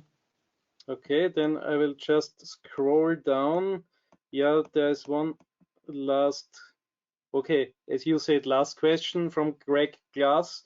If you could address the issue of isolates and modification in relation to a consumer's want for whole food in a natural state. A soy, pea, insect, etc., protein isolate is not a natural food perceived by the consumer, as I would say. Yes, this is true. And here also we are moving forward and moving away from the isolates. Of course, currently it's still industrial standard. We are working with refined ingredients, looking into starch, looking into protein, for example. However, thinking about the so-called concept of functional fractions, which is also implemented by Adriaan van der Goot in Wageningen.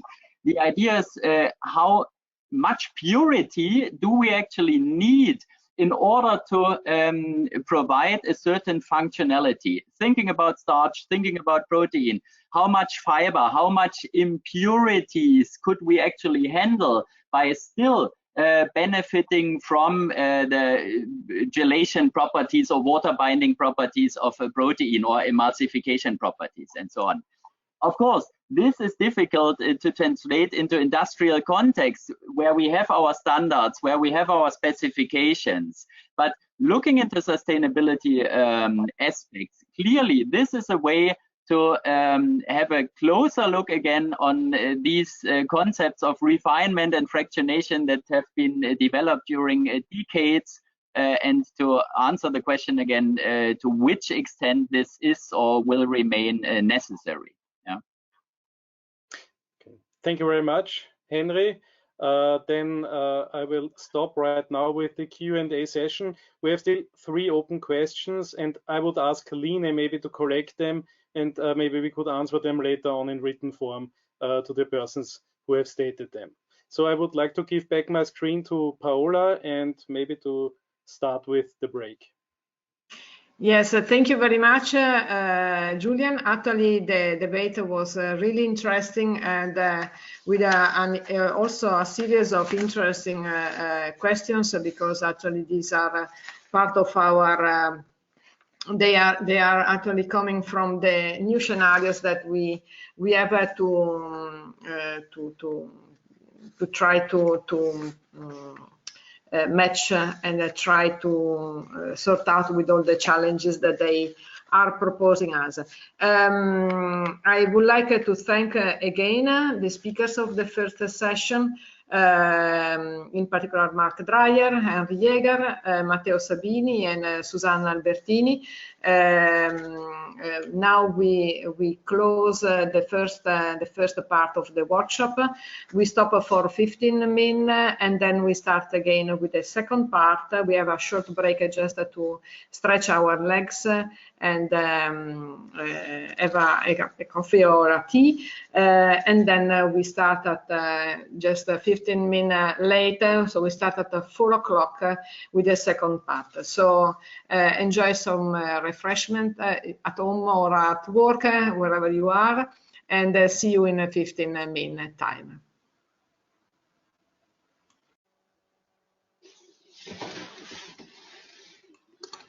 Thank you very much. As according to our schedule, here we are, and actually we can start with the second part.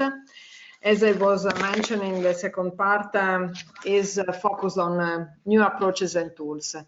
All of us as teachers, educators, we have been called in these last weeks to revise our training methodologies, and called to change in a very sudden way, also in a very limited time, our teaching methods from a conventional in presence to something different.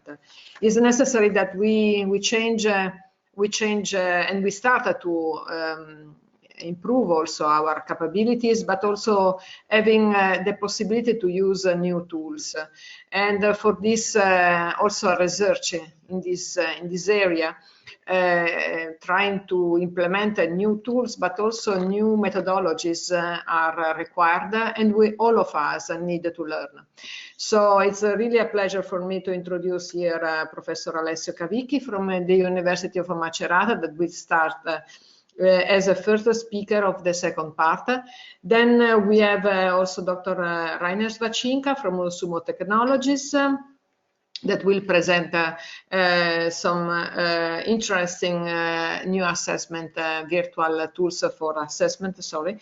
And last but not least, Andreas Zittek, that will present a case study. Actually, is a strategic partnership project in which it's planned to be implemented some interesting tools, virtual tools, not covering only the food sector, but also the life science sector, in which food is also included. So I think that now in the second part for the question and answer time, we have Dimitris Tsaltas from the Cyprus University of Technology that will help us, and in the background, as before, Lina Lindener that will support us from the technical aspect. So it's time to start, and Alessio, the floor is yours. Thank you very much.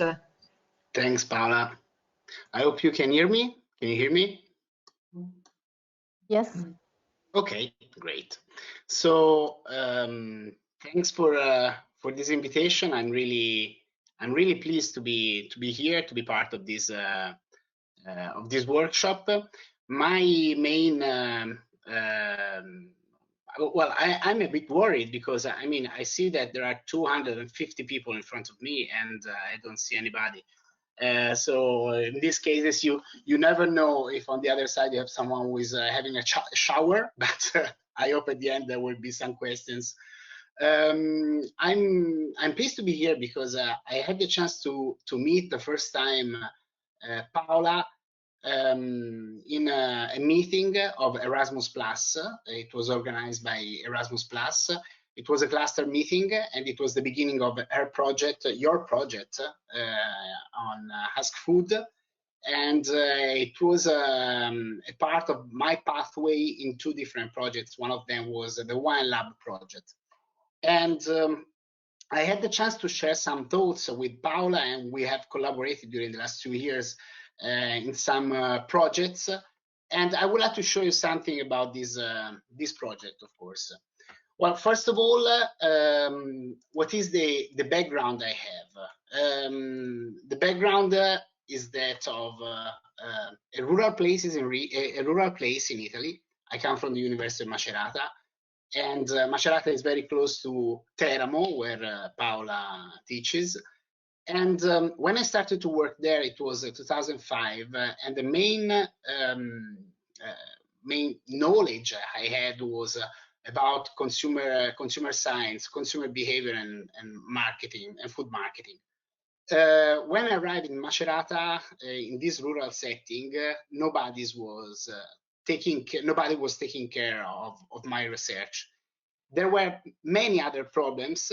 There was the crisis, then 2007, 2008. They started to ask a different kind of contribution from the side of university. So not only in providing research, not only teaching, but also real involvement with the rural setting. And my setting is a setting that put together tourism, because I teach in a degree of tourism, cultural heritage and tourism, but I'm an agricultural economist as a background. So tourism, food, and then everything you can find in the territory related to rural lifestyles, the concerns over food quality, rural landscapes, and consider that this place, Marche region, that is an unspoiled place. This is the place where 3 years ago there has been the earthquake, and in Abruzzo as well, the earthquake on the Apennines, and so more problems had to be faced again. Practically, I'm in front usually of, I have to face, and my colleagues as well, some wicked problems, because everybody from the farming side or from the touristic side, they come to the university, they knock the doors and they say, look, it would be important for us to work together. Can you help us in some ways to face our problems?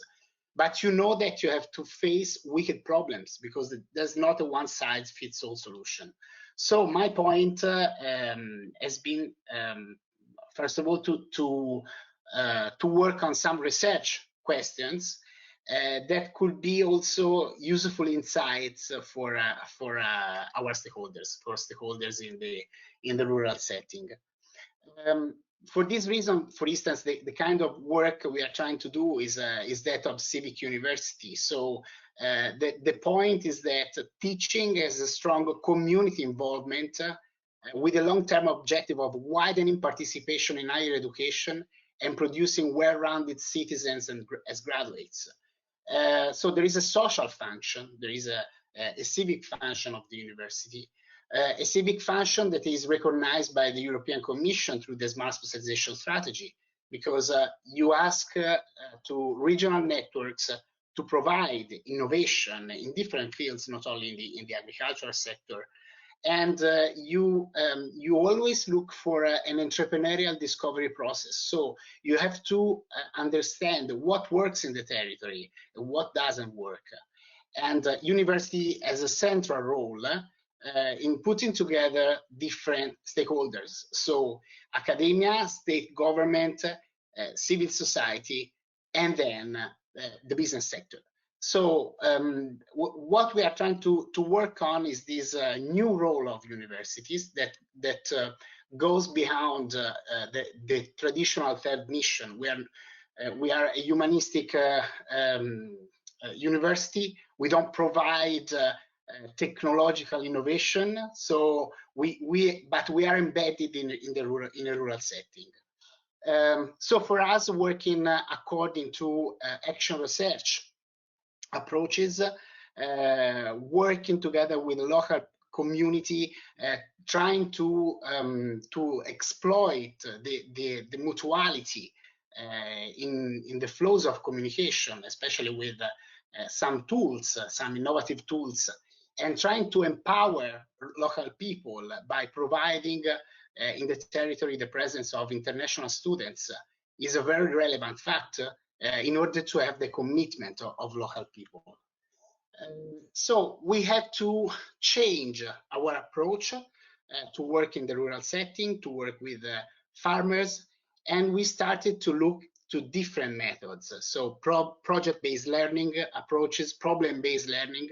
Now, in the last time, we have tried to work on service learning. So let's try to do something together by taking into account teaching and researching, by providing some answers, some real facts for regional problems. And one of the results of this work has been the platform FarmInc that is available on the website of University of Macerata. This is a platform for especially for farmers that has been created by the work of farmers as well. So they have been interviewed and they explain what is marketing for them, how making a business plan is important for them, or what they know about a business plan and which kind of knowledge you should provide to integrate their knowledge. And so farmers market, quality, and this is available in 5 different languages. In the last 2 years, 3 years, we have been involved in 2 European Erasmus Plus projects. One is the Wine Lab project, and there is a complete on the website. You can find here. You will find a complete platform of different lessons. Even in this case, starting from a dialogue with local farmers. So there is a platform, a learning platform that has been developed through different workshops, experiential learning activities, as well as in the Food Beads project. that was more related to food and gastronomy. And even in this case, we created the platform. Well, honestly, I discovered during the last weeks, because we needed it, that many different platforms have been created and generated by Erasmus Plus project.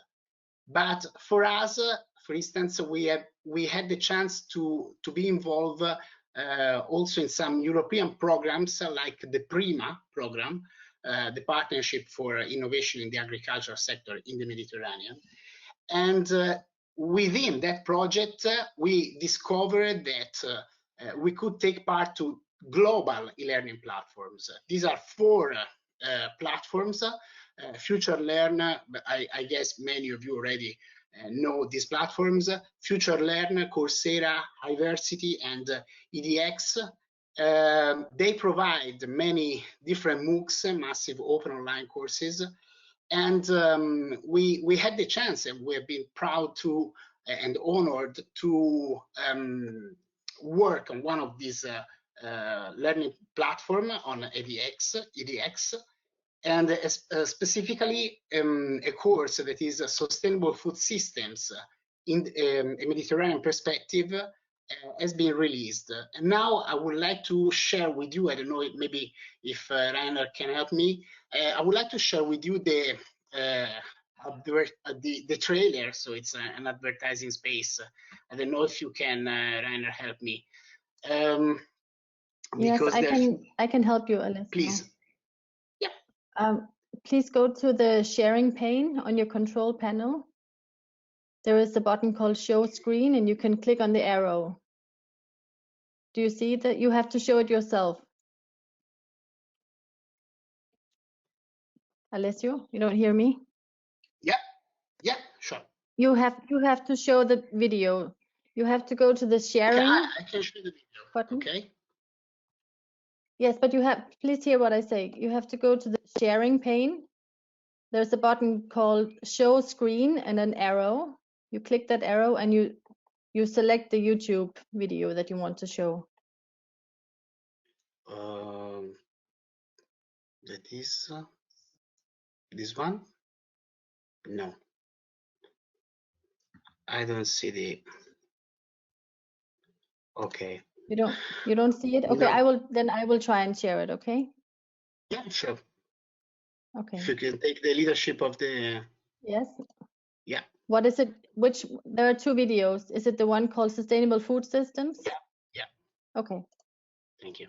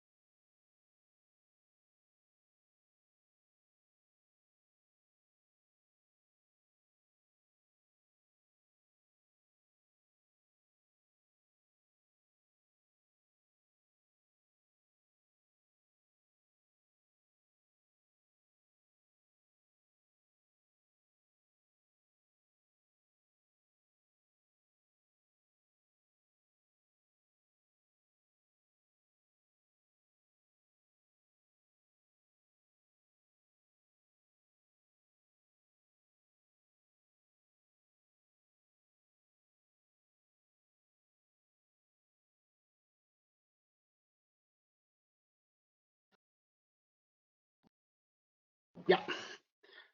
So this was the presentation of this MOOC, this massive open online course. And this was the basis for an Erasmus virtual exchange. And well, this MOOC is hosted on the EDX platform. And we had so far more than 5,000 students enrolled in this course. The platform works very well even for collaborative activities. And we had the chance to be involved by the European Commission in this program that is called Erasmus Virtual Exchange.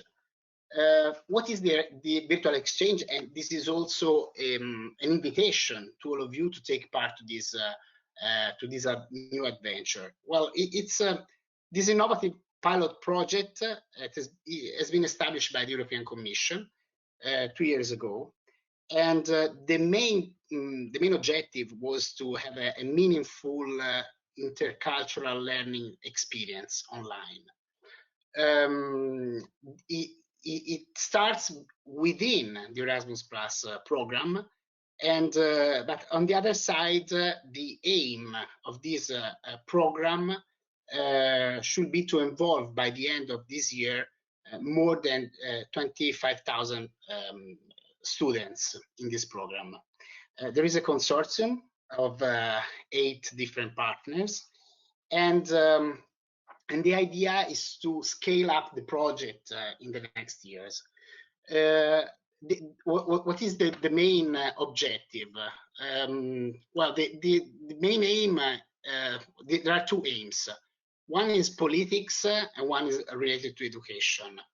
From the educational side, the main aim is to expand and enrich the Erasmus program, increasing the accessibility to cross-cultural experiences, especially for those who have not the chance to travel effectively, and to provide these cross-cultural experiences in a context that can be updated with the needs but even with the skills of students, of young students. On the other side, there is the chance to internationalize the work of higher education institutions, and there is the chance to promote the use of technologies in education and youth work.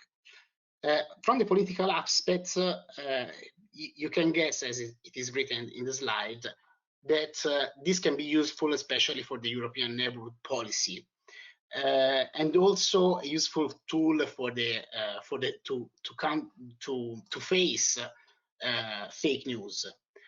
How does it work? It is a bit different from the traditional MOOCs. So we have the MOOC as a basis for this virtual exchange. So all the students enrolled have to take part to these lessons. They have to watch these 10 modules we have within the platform, within the MOOC. But on the other side, it is a people-to-people. That means that the focus is primarily on genuine, personal, and real-time interactions between young people. So there are weekly meetings where young people can be in touch with each other. They can exchange learning. These are meetings that are facilitated by a group of facilitators supported by the European Commission. And it's also a chance to, it's not like a social media or online interaction, because it's not well, it's moderated, so it's something more than traditional media, social media use. And for instance, there is another interesting context that is this kind of facility. So there is a sort of room where students can be really in touch with each other. They can meet each other. So far this year, we have already more than 150 students enrolled, and the program will start on May 24. Facilitators can help the setting up of classes until the number of 900 people involved. So it's a real global exchange facilitated by people with experience in this. So it is addressed to people from 18 to 30 years old that are based in Erasmus Plus program countries and in the Southern Mediterranean, because it should help the facilitation of relationships between different countries of both shores of the Mediterranean. Consider that these are the feedbacks we had from last year, the first piloting of this course. And as you can see, there are some points that are relevant for all these students, especially knowing people from different countries, the different cultures, and then there are some quotes in the questionnaires we provide them about the importance of sustainability, because in this course there are several sustainable development goals that are discussed with also some hypotheses of solutions for these goals and real case studies. So I think that starting from this initiative, and especially now in this period, we can exploit in intermodular way, because there are several courses. I can share with you a list of more than 40 courses in agriculture, in tourism in rural areas, sustainability, nutrition, that are completely free now in many of these platforms.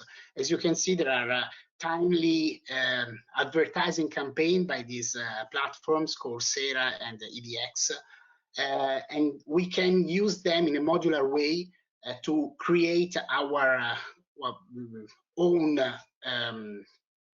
didactic activity and teaching offer.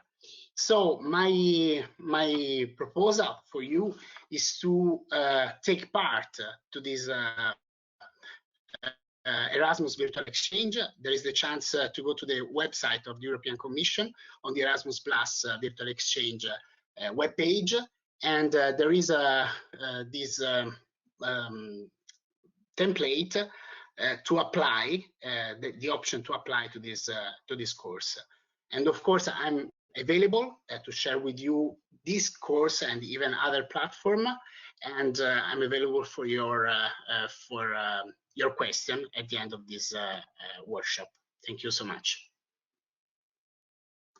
Thank you, Alessio. The presentation, and obviously I know already your experiences and your projects and activities, and was for me important also to share with the community of the people that is attending the workshop here today. What I find absolutely interesting is obviously the use of the MOOCs or virtual tools or videos, not just for watching them in a passive way, but using them in an active way. And this obviously brings us to develop all a series of interesting, important, let's say, skills like critical thinking and design, creative design, and so on. So this, thank you very much for this contribute, and also for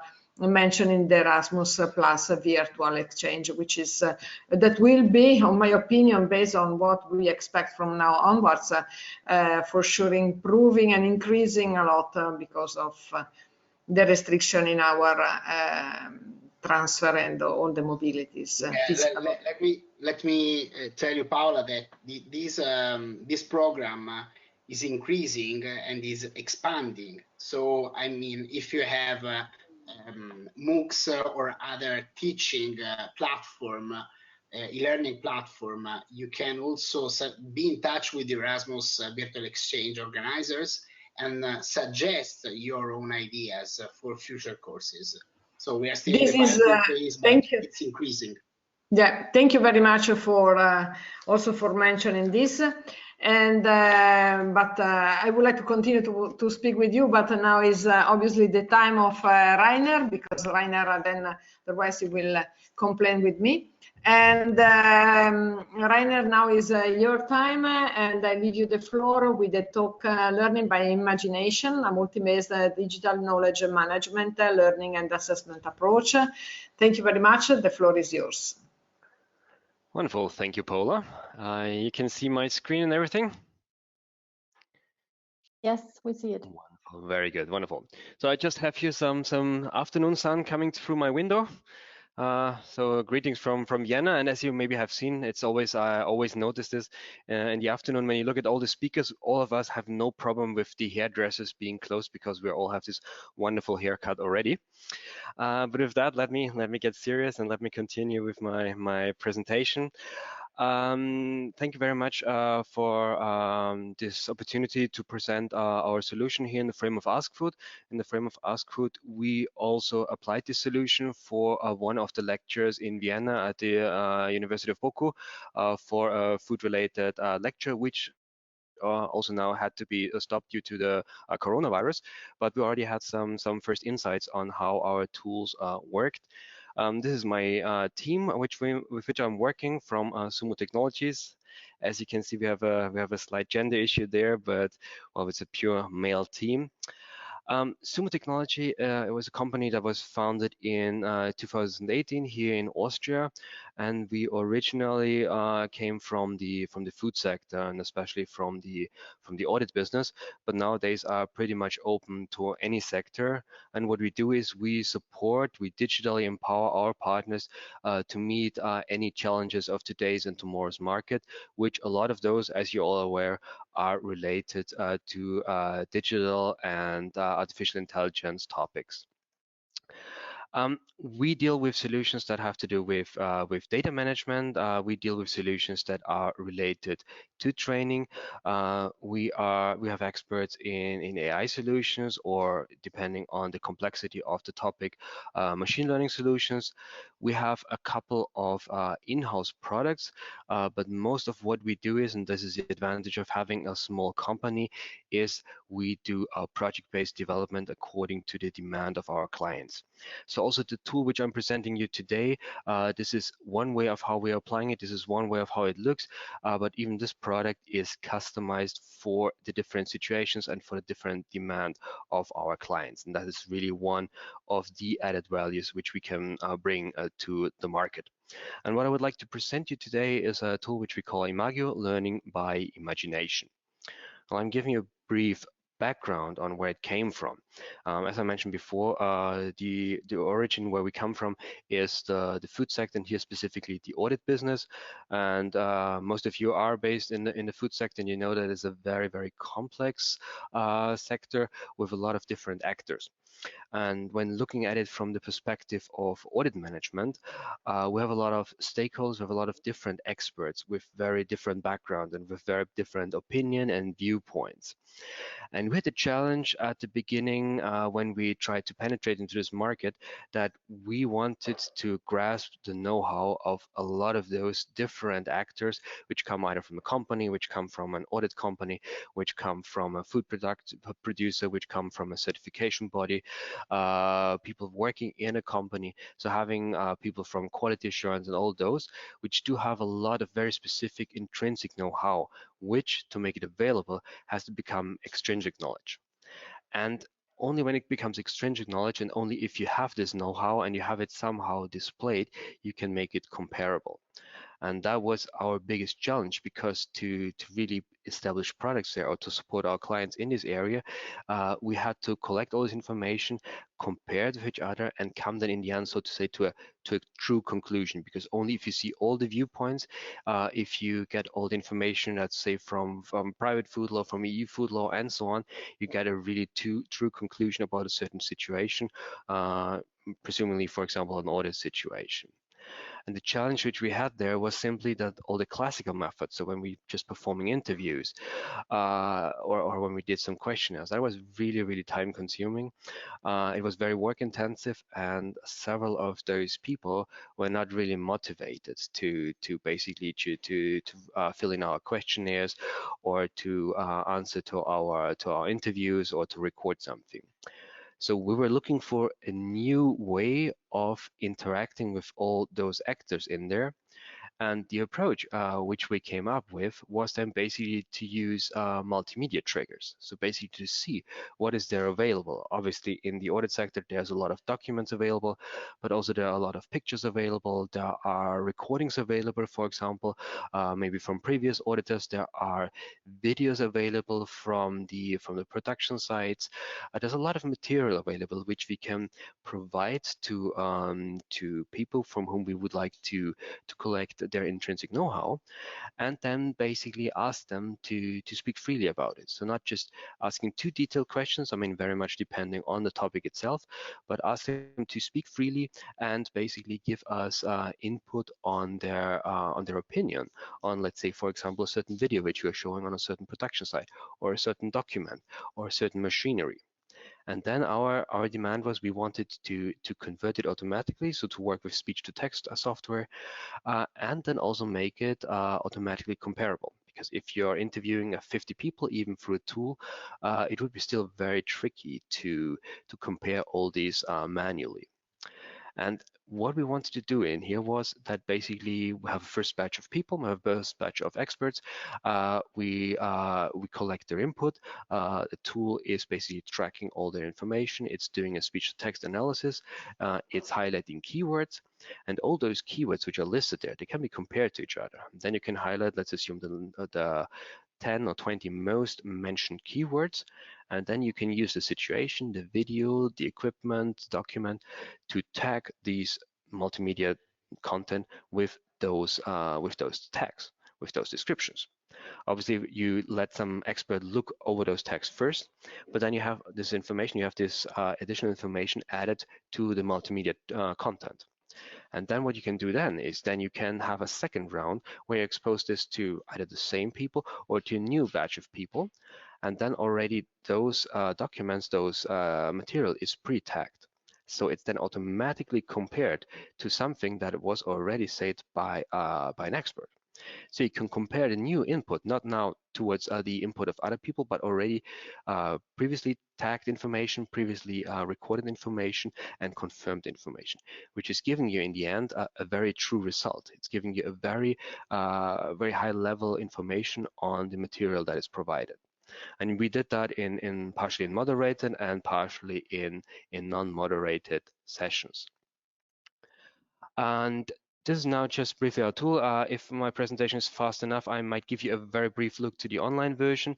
So it's basically a browser-based tool where you can really, depending very much on your individual situation, you can upload a video, you can upload a document, you can upload a question, you can upload a picture, and then the tool is basically tracking what you're saying. So you're posting a question, for example, somebody's talking about a certain situation.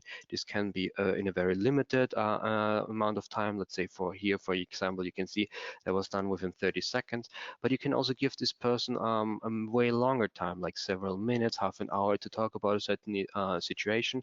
And then obviously the longer a person talks, the more information is tracked and the more keywords are extracted from what this person is presenting to you. And then what we can do is, as I mentioned before, is we can pre-tag information. So we can either say we have a complete new situation, so we don't have any text, we want really very basic information to be collected, or we can pre-tag it. We can say, I would like to know if this person has understood what's going on and is mentioning the tags which experts have confirmed before, or I would like to confirm my tags. I would like to know if the information that I used to tag this situation is the correct one, because I'm giving it now to a new expert and see what this new expert is saying. We have there, obviously, we have the audio recording. So this is always our backup. We always have the audio recording. So even if everything fails, you still have the audio recording, because we had some cases where people were talking in such a horrible slang so that the audio software, they couldn't understand what this person was talking. But we always have the audio recording. And then we have a full text transcript, as you can see here. This is based on currently available speech-to-text software, where you have, well, depending on the speech of speaking and depending on the slang, depending on the terminology used, you have around 85–90% that of the text that is really converted properly. We always have, obviously, you know it all from your mobile phones when you're using your software there, or when you're using any speech-to-text software for your email programs. It never can be 100%, or it's not at the moment at least, but we have a very high rate already, especially in English. And then what it does as well, the tools, we can highlight the most important keywords here. So you can use the keywords and you can see what are the keywords that this person has mentioned.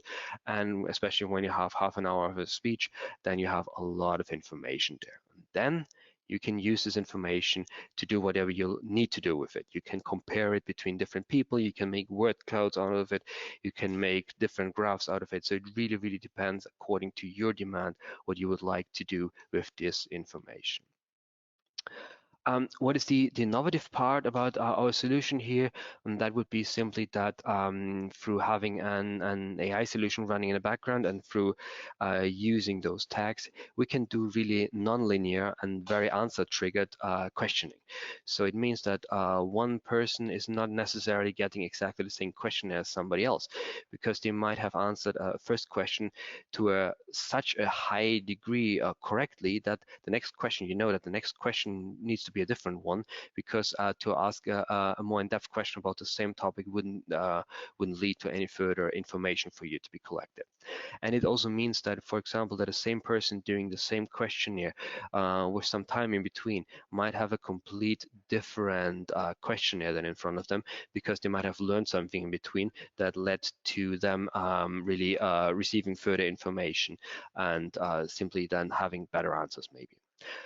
We can also do something which we call the in-depth analysis. I'm not advertising this too much at the moment, because this is basically what we call an emotion trend analysis. So this means that through the variations in the voice, you can get some conclusions on how emotionally a person was talking about something. And I guess we can all agree that if somebody's always talking about a certain risk and a certain danger, or if somebody's talking about, wow, there's a risk and there's a danger, there's a huge difference. This is giving you simply additional information about how a person was maybe weighting certain information they are giving to you. And what we are currently working on is that, obviously, when we're using always similar comparable situation, then if somebody comes to us and is uploading a new situation, a new scenario, but in the overall same topic, then the AI in the background can do some pre-tagging. So you can come up with you've never used the tool before, you come up with a new situation which is comparable to a previous one, and then this situation can be pre-tagged, which you can obviously then have to still confirm if this is the tags that you would like to use, but this can be done. And as I mentioned before, as a small company, we have the potential to fully customize this solution. It really depends on how you would like to do it. We have some people who would just like to have really one scenario running one question for half an hour, and others who would like to have 20–30 questions with several breaks in between. So it really depends on what you would like to do. And it's obviously, and that's how we use it mainly at the moment, we use it as integration or add-on to, for example, let's say a Moodle course or other running courses. So it's really just an add-on to what is done there to give a certain fascination to the course. This is the areas where we currently applying it. We have the input collection, where we are collecting input from, let's say, for example, group or experts. This can be obviously used, for example, in focus groups or in other groups or single persons where you would simply like to collect information quite openly. You might have here quite open questions. We have applied it, and that was in the frame of the ASKFOOD project and in the frame of a lecture at BOCO. We've applied it there in a lecture and have used it there mainly as a self-assessment tools for the students to assess their understanding at different steps in the lecture, which is giving, first of all, the student the feedback, but also the lecturer on the progress that the students have done.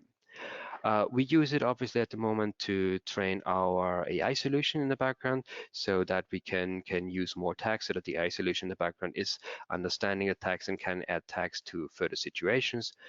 And we at the moment will start also to use it really for training purposes. So we'll use it for training purposes in the area of hazard management. We're having a collaboration with a German chemical company. They are doing hazard training, and there they use it to assess the progress. Briefly, before I give you a brief view of the tool, this is our website. You can always request a demo from our side. You can just contact us, but we are also very open to new ideas. We are very open to new applications, to new functions, and obviously to new collaborations, because that's the only way we can grow. That's the only way we can increase the impact of our tools. That's the only way we can increase the functionalities and extend the functionalities of our tools. So if you have any questions, if you would like to request a demo, or if you have a certain idea or you would like to use it with your students, with your team, and so on, just drop us a line, and I'm very happy to come back to you. And if I have a few more moments, then I would like to briefly show you really just like few slides. Can you actually now see still my screen? Can you see the Imagio tool, or do I have to change something for that? We see your screen. So you see the Imagio tool, No, it's your presentation. All right, then I have to change that.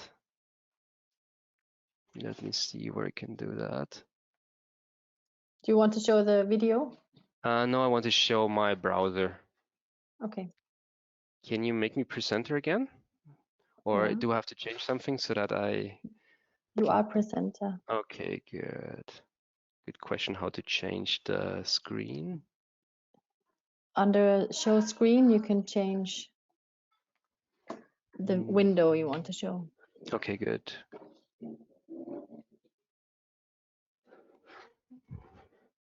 Good, I can't find this button at the moment. Anyway, Rainer, maybe we can just to keep the timing. Maybe we can skip this part. So, but anyway, if there is any, maybe we can use the additional time we have during the question and answer time, if you agree. Sure, absolutely. So anybody who would like to see it in real life, a demonstration, please drop us a line, and we can arrange a meeting and show us the Yes. show you the tool. Yes, thank you very much, Rainer. Really interesting. I'm sure that by the increasing use of virtual tools also for teaching due to the coronavirus emergency status, now we need to think to new ways also for the assessment of our students. Cannot be just by simply reports and so on. So I think it's an interesting assessment tool to be piloted and also tested in our conventional teaching environments. So now is the last but not least, obviously, speaker of the second part of the workshop, and I leave the floor to Andreas Zitek that will introduce us in the intrinsic approach to integrate some sustainable entrepreneurship into learning also in the life sciences environment. The floor is yours. Thank you very much, Paula. One question. I want to show my screen now, and I'm You are here doing this now. I see your screen. No. Can you see it? No, we don't see it now. But now. We saw it just before. It is there. It is there. It's there? Yeah. Okay. Yeah. So it's not so easy to really get comfortable with all these tools, obviously. Thank you very much for inviting me, for giving this presentation. And I would like to just start to introduce what we are doing together with several partners. One is the University of Teramo, and also the University of Ghent, the Helsinki University Wageningen, our ALKE in Greece, and also from Romania. So we really have a lot of partners, and what we want to do is we want to integrate sustainable entrepreneurship education into life sciences. And therefore, the project is called Innovative Education for Sustainable Entrepreneurship in Life Science. So the question is, basically, first of all, what is sustainable entrepreneurship? And sustainable entrepreneurship in its basic form is an activity that is not undermining the ecological, social, and economic environment in which it operates. I think this is very important, but it has also a more expressed form.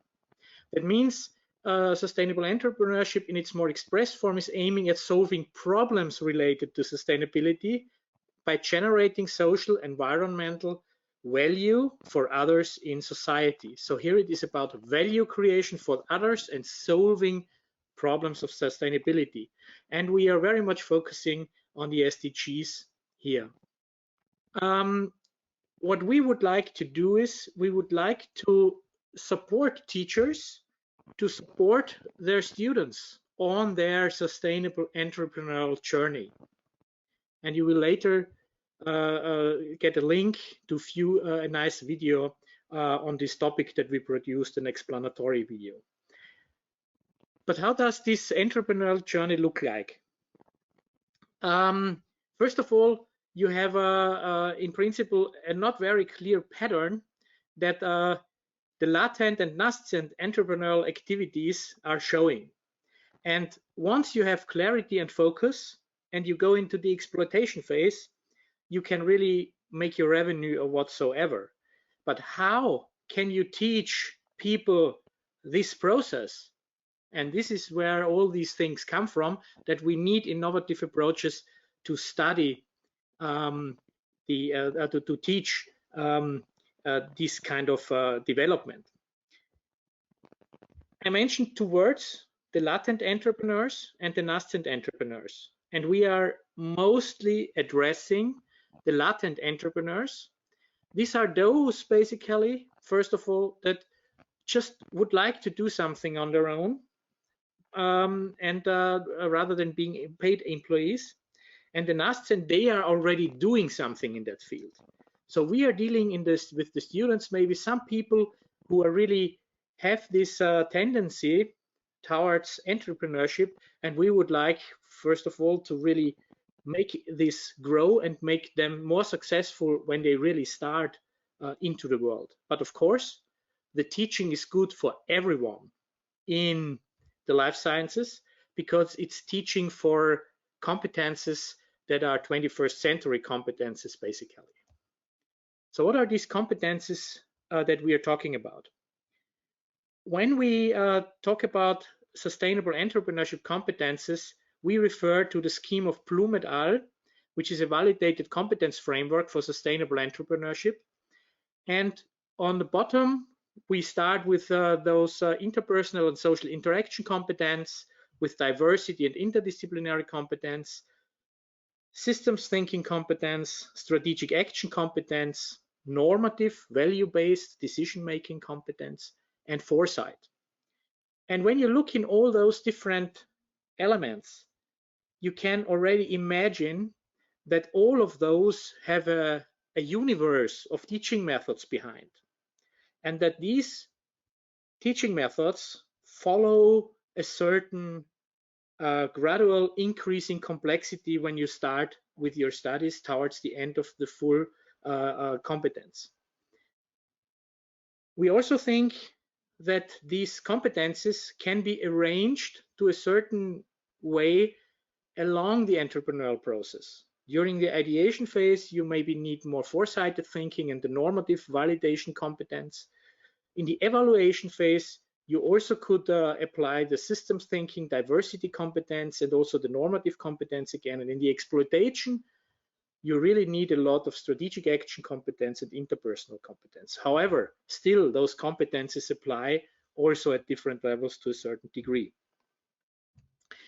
When we look at our life science universities and we would like to implement our training modules, we thought it is best to integrate them into existing courses, not creating another master study, another something else, but offer modules that can be integrated into courses across the curriculum.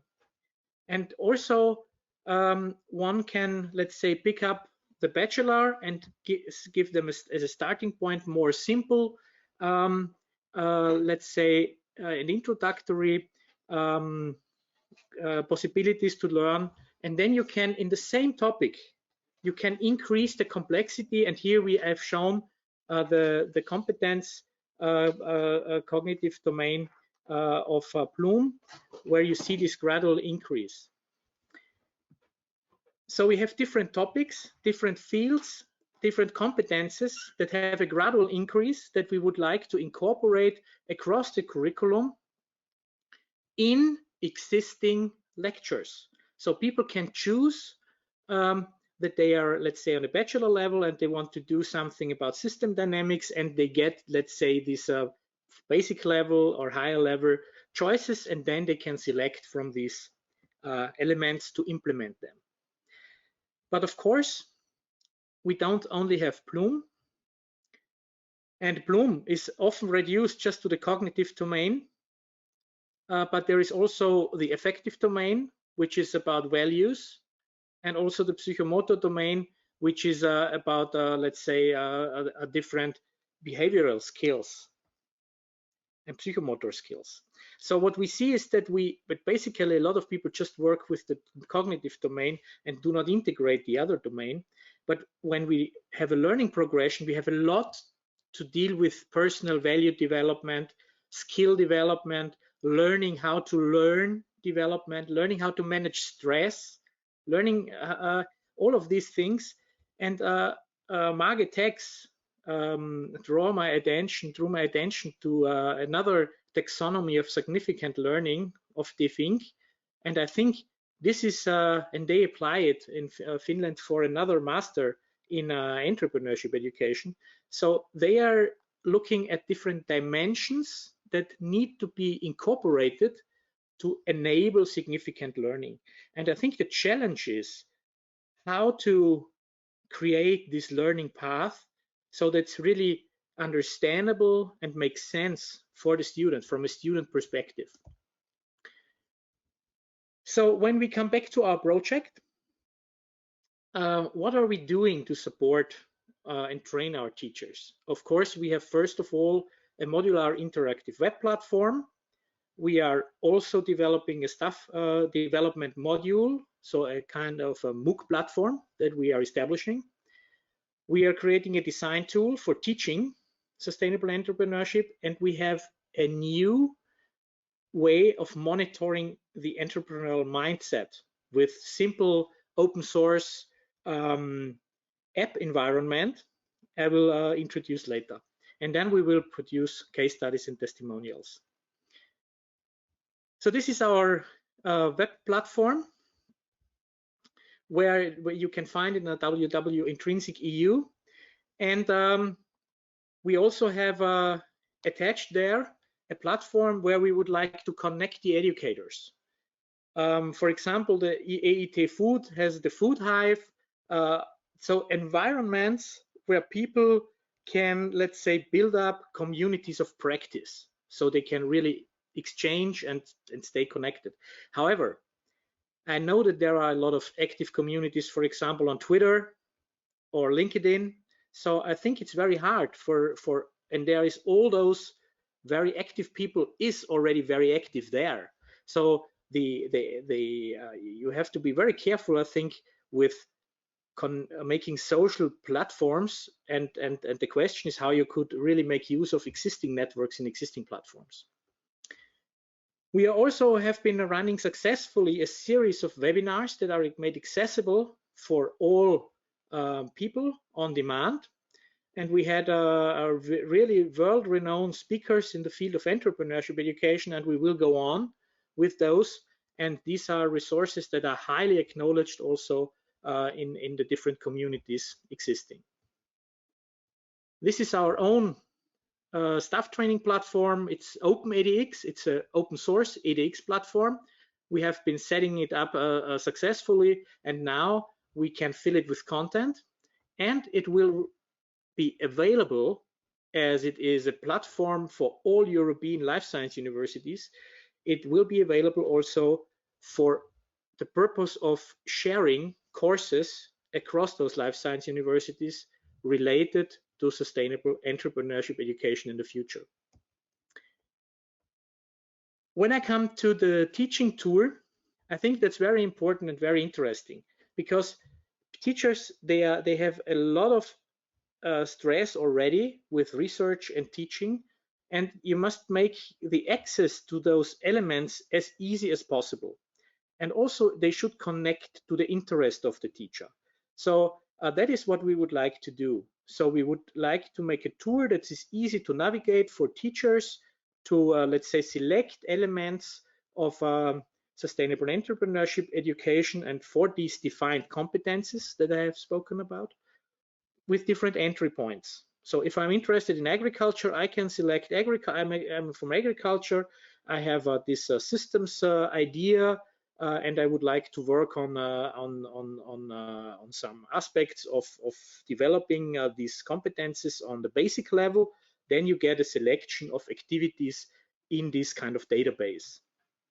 And you define all this, and by the selection, you get a different combination of activities. And also you could start with the SDG. I would like to do something for SDG life on land or life below water. So you can also navigate those elements with the examples that we put in and that will hopefully grow by these selections. So the idea is really an easy access tool for selecting or designing then my activity in my existing course unit. What I'm really proud about is that we managed, by a relatively straightforward setup, a progressive web app. You can go there and also test it by yourself. We call it the Mindset Monitor. We are monitoring the mindset of the students.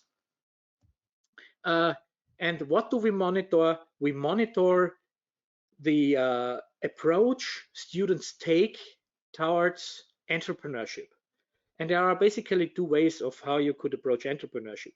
You could do more the causal managerial way. So you have your goal and you direct all your means towards to achieve the goal. And the entrepreneurial thinking after Saraswati, the effectual, is I have my given means, and with this I'm looking what I can achieve. And these ways of acting can also be characterized by different ways of how you react to situations. And here we come already to something that is very important to us, that is situational behavior. So we think the assessment can not only be cognitive, it's really about to see that your choices have an effect, and it's more behavioral. You're not answering something, you're making choices. And if you make the choice to learn, it's one choice. It's only one out of many. And let's say some cognitive things. But engaging in a real world experience, once you have learned, is the ultimate goal of all learning. So I think here we did this monitoring, and we have created this app. And we start with a challenging question to the students. We have keywords for the students, and we have this app where they can rate different aspects on what they focused when they had this challenging situation. And by these answers, we get to know about their current orientation towards solving problems. And we can link it also to different kind of, let's say, learning activities or let's say, yeah, learning activities, extracurricular, whatsoever.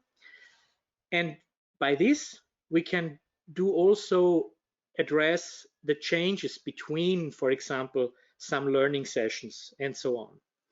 These are some first word clouds that we created by these challenges that people had, and that's very interesting. There are basically two main problems that people had.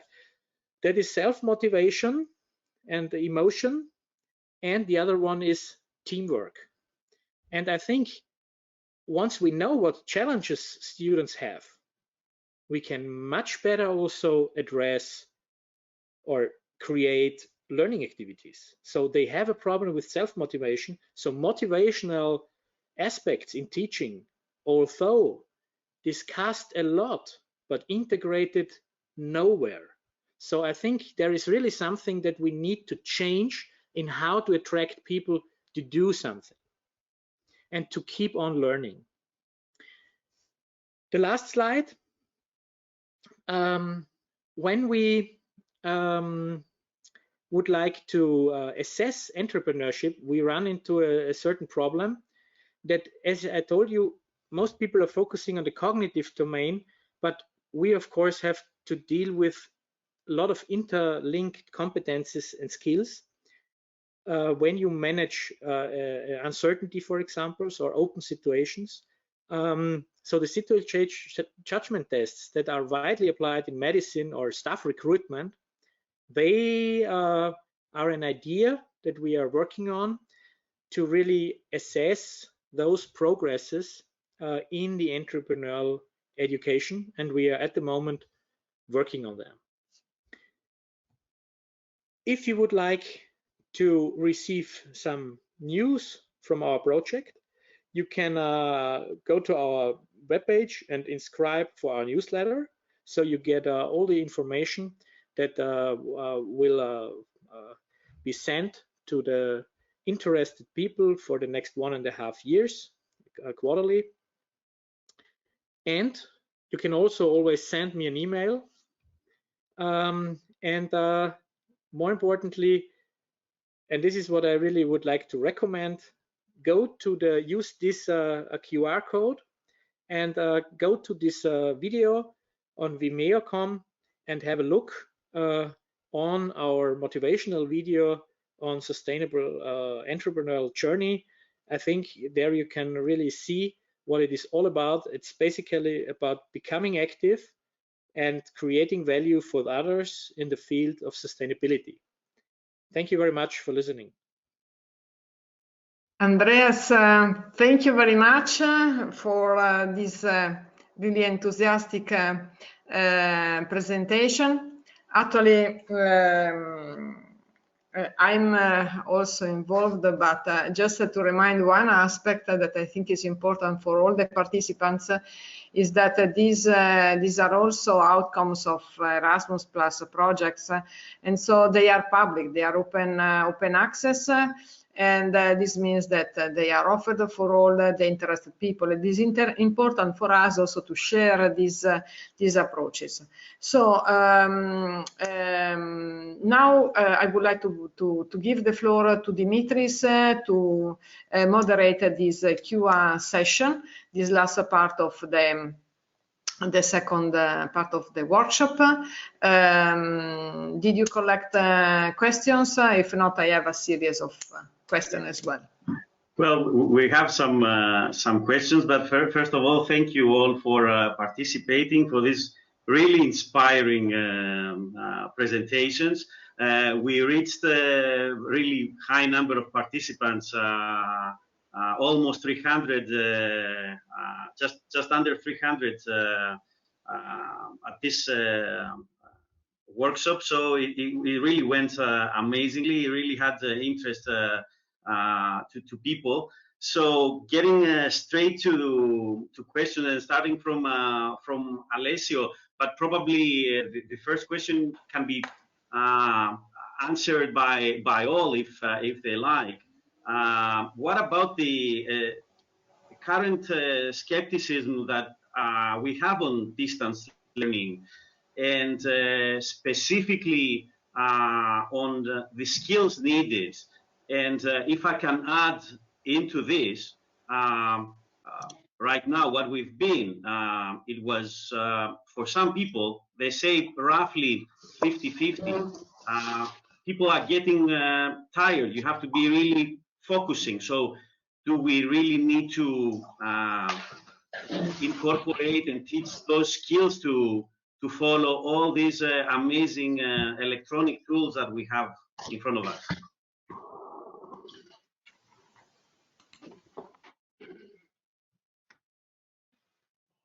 Alessio, yes. May I start? Yeah. Ah, Can you see Andrea, me? you want? Yes, yes. Please. No problem. Well, this is an open debate in this period, of course. From the point of, I would divide the question in two different replies. On one side, what I feel from students, and what I feel from what is the perception from the side of our colleagues. Because I feel that students are very friendly with some tools, and the main point at the very beginning of this COVID period was the ignorance. They didn't know about the existence of these platforms. So I think this was the chance to exploit, to make the most of different tools we had already developed, according also to the Erasmus Plus program, to the Knowledge Alliance program. And so many materials very well developed by many universities in Europe. On the other side, the perception from different colleagues is that we have to take care, we have to be careful to not avoid the traditional method, the traditional teaching method. And in my opinion, learning platforms, e-learning platforms are very useful, but of course, especially in our fields, in the agri-food sector, in rural settings, you have to look for a blended learning. So the platform by itself, it is not enough. And you always need to have a project-based and problem-based, location-based learning activities or lab activities. So I think this is a critical point, but what I'm feeling is that every day we have huge discussions in our universities, for instance, in the Italian university system as well. So it's an open debate. Yeah. So I would like to add, because I'm also active in the e-learning, I'm working in the e-learning department, and we are just changing all the examinations now to online, and it's we are having a great effort at the moment. But I really had a very nice webinar with Margit Tex from Finland, and she told us that they were redesigning a curriculum based on all what she have learned during her whole career in entrepreneurship education whatsoever, and it's a kind of a story-based curriculum. It makes the red line visible for the student. But what is the university about? The university is a bunch of lectures. That is not a we talk about student-centered teaching, and there is no student-centered curriculum existing. They are tackling it with modularization, but this is old wine in new bunches or whatever. Yeah. So old wine in new glasses. Yeah. But the point is, I think we really must pick up the students at their level of interest and level of expertise, and then develop continuously those elements through a clearly understandable trajectory through a curriculum. But I think European universities will end up there in 20 years, maybe, I don't know. So we have a significant problem there. Yeah, that's what I see, and that is why why the implementation of MOOCs, and I'm impressed by the values that Alessio has said. It's about how many 5,000 students? How many students did you have? 5,000. 5,000. Yeah, it's an enormous number. So, but how many really did the whole MOOC? 15%. Yes. So we have a problem. I have inscribed in 10 MOOCs. I have never finished one. Yeah. But because I stop immediately when my level of interest is satisfied, when I know what I want to know. And I think that is what people are doing when they use YouTube and instructional devices. So I think the presentation of the colleague, where you can tag elements that you would like to learn from and then retrieve it, kind of expert database of information, I think that could bridge, let's say, this world of education and the current use of digital media. That's it. So are there some soft skills missing from primarily the students, but also from our sides, which we probably should work on more, if we call them soft skills? Yes, I think it's people they sitting in my lecture on scientific working and writing in the third semester, and they don't know what they want. Okay. Yeah. So we have a lot of students, they are going into lectures and they even don't know why it is interesting for them. They just do it. They go lecture to lecture to lecture. So I think the personality development and with creative methods of finding my why, for example, what is really driving me, what is my motivational aspects of behavior. So identifying what is my so there are different levels of motivation. I can have access to my motivations, but this is only the consciousness motivation that I'm perceiving. But all people have unconsciousness motivations that they are not aware of. This is so we are going into the coaching of individuals.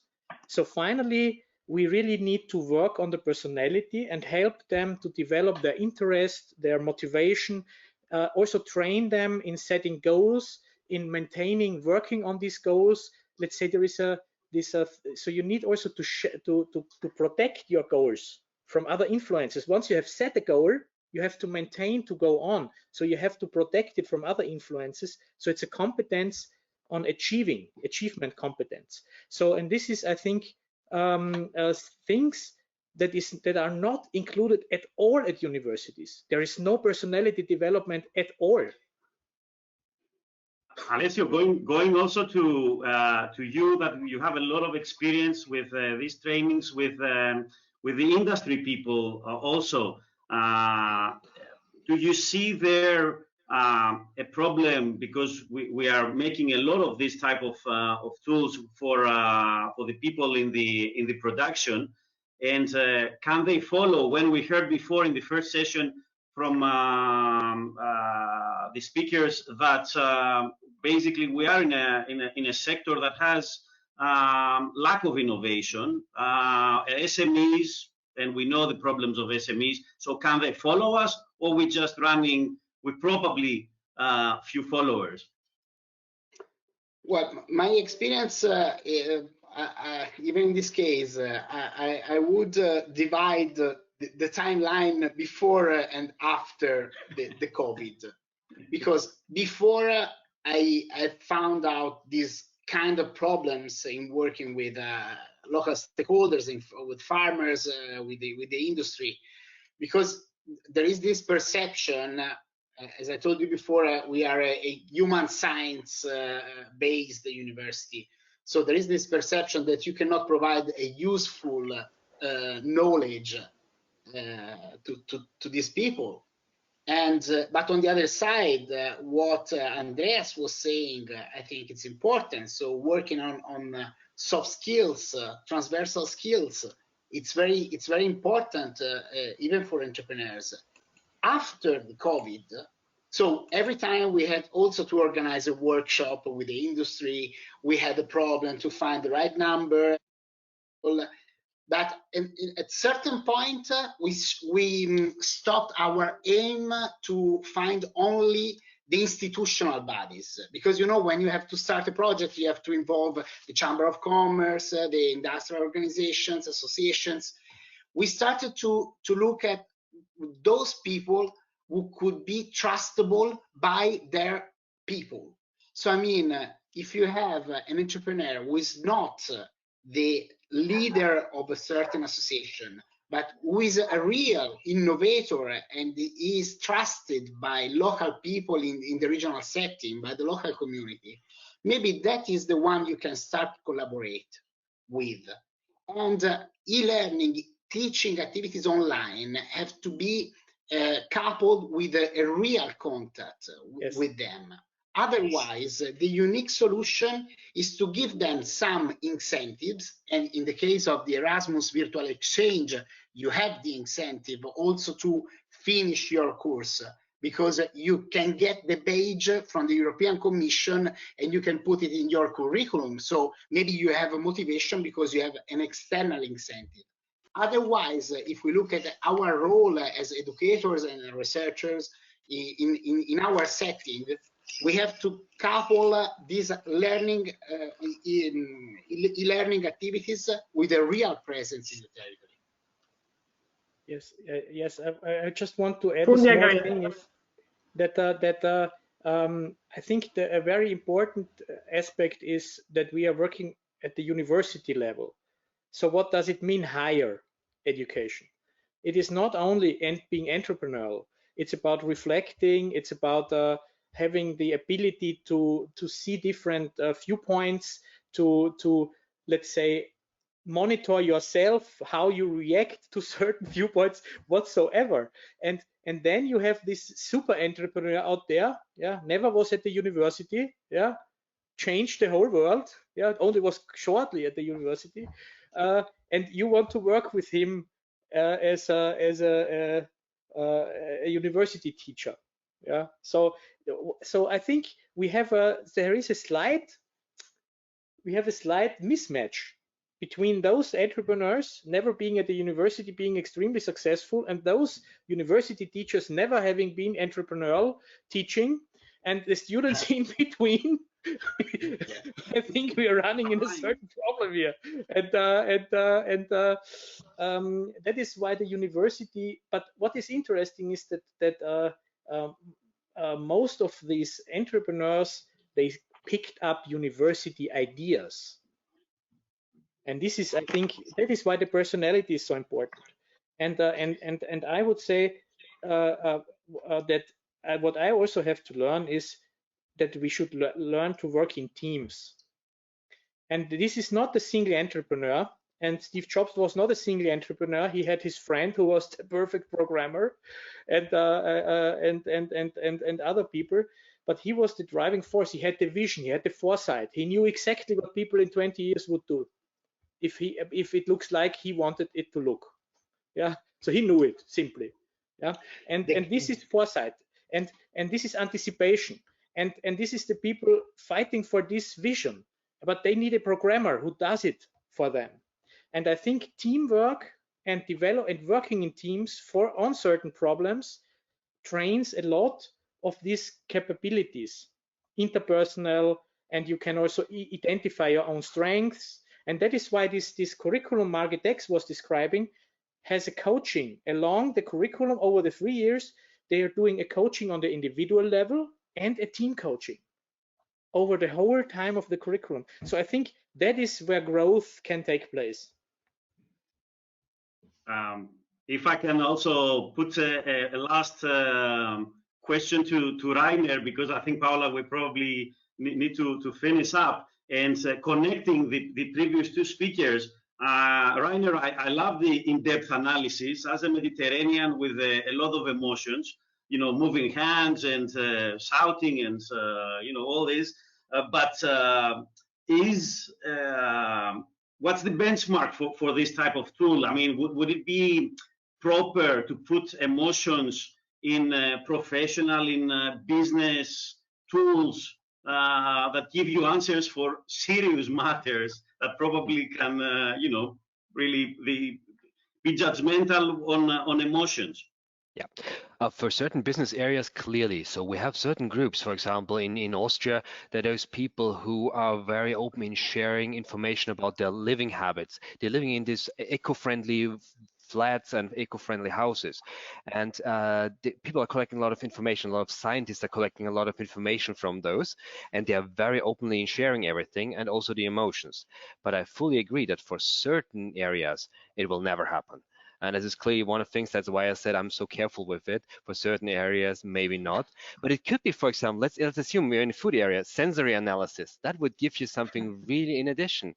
And this person doesn't just say like, oh, it tastes fantastic. It says, oh, it tastes fantastic. Then again, you might need a baseline because this person might come from Cyprus or from Italy, and then he might need a different baseline. And when somebody comes from Germany, from Austria, you have maybe a different level. But I agree with you. This is also one thing where we talked heavily with our legal support because they told us that this could be really something where you can trigger where you can track, for example, maybe a hidden depression, which you definitely don't want to do. So this is a tricky thing. You have to be careful and you have to be really aware where you're applying it. There are a few more questions, but I think we probably will answer them in writing and post them on the. We'll find a way to post them on the website. But just definitely making a last comment on Daniele's Rossi comment. Oh yes, definitely educators need to have a lot of skills to tackle all these things that our colleagues talked about. Paola, please. For the finishing lines. Okay, no, thank you very much. I think that the discussion also on this topic actually is, on my opinion, is just started, and I really hope that this workshop will be just a starting point for the project, but also for further workshops actually to discuss more on deep on specific topics, but also the same, I mean, with the same perspective in trying to combine the scenarios and what educators needed to learn or to use in the future based on these challenges that we have to face in the next years. Just I have a small question, so then I go to the conclusions to Alessio about the Erasmus Plus virtual exchange. What about the assessment? How is carried out the assessment? I mean, this is a student that participate, attended and register, and how they are they assessed actually? Yes, they well, the first assessment is taking part to all the weekly meetings. Secondly, they have to provide insights according to the lessons that they have watched and attended. So there is an assessment and there is a feedback provided by the facilitator. So yes. Okay, so thank you very much. I think that I mean I thank you all the speakers also of the second part of this workshop. As I was mentioning before, the workshops have been fully registered, and so it will be, the link will be made available in the web page of the ASKFOOD project. Just I mean for us, for the ASKFOOD project was actually a first step, first initiative that we would like to promote and to propose to the scientific or the food community, and we really hope that from now, I mean, in the future, we will open this tool also for other events. As I was mentioning during my presentation, we have a series of tools that we would like to launch, but not just a launch, and we would like to promote the discussion, sharing ideas, sharing questions, and finding maybe some solutions to the challenges that we have to face. And I think that it's all for today. I would like to thank all for attending. A special thanks goes to the ISEKI-Food Association that sponsored us in holding this virtual workshop, and in particular Lina Lindner that helped us from the technical point of view, and Gerhard Schleining, which is next to her, and all of you, obviously, for your participation, along with all the speakers that supported really very well, I mean, our discussion today, and bringing really new ideas and a new food for thought for our future as educators, as scientists, and as simply citizens in this crazy world, let's say, in which we are living today. So thank you very much again, and see you soon. That's all for today. Bye.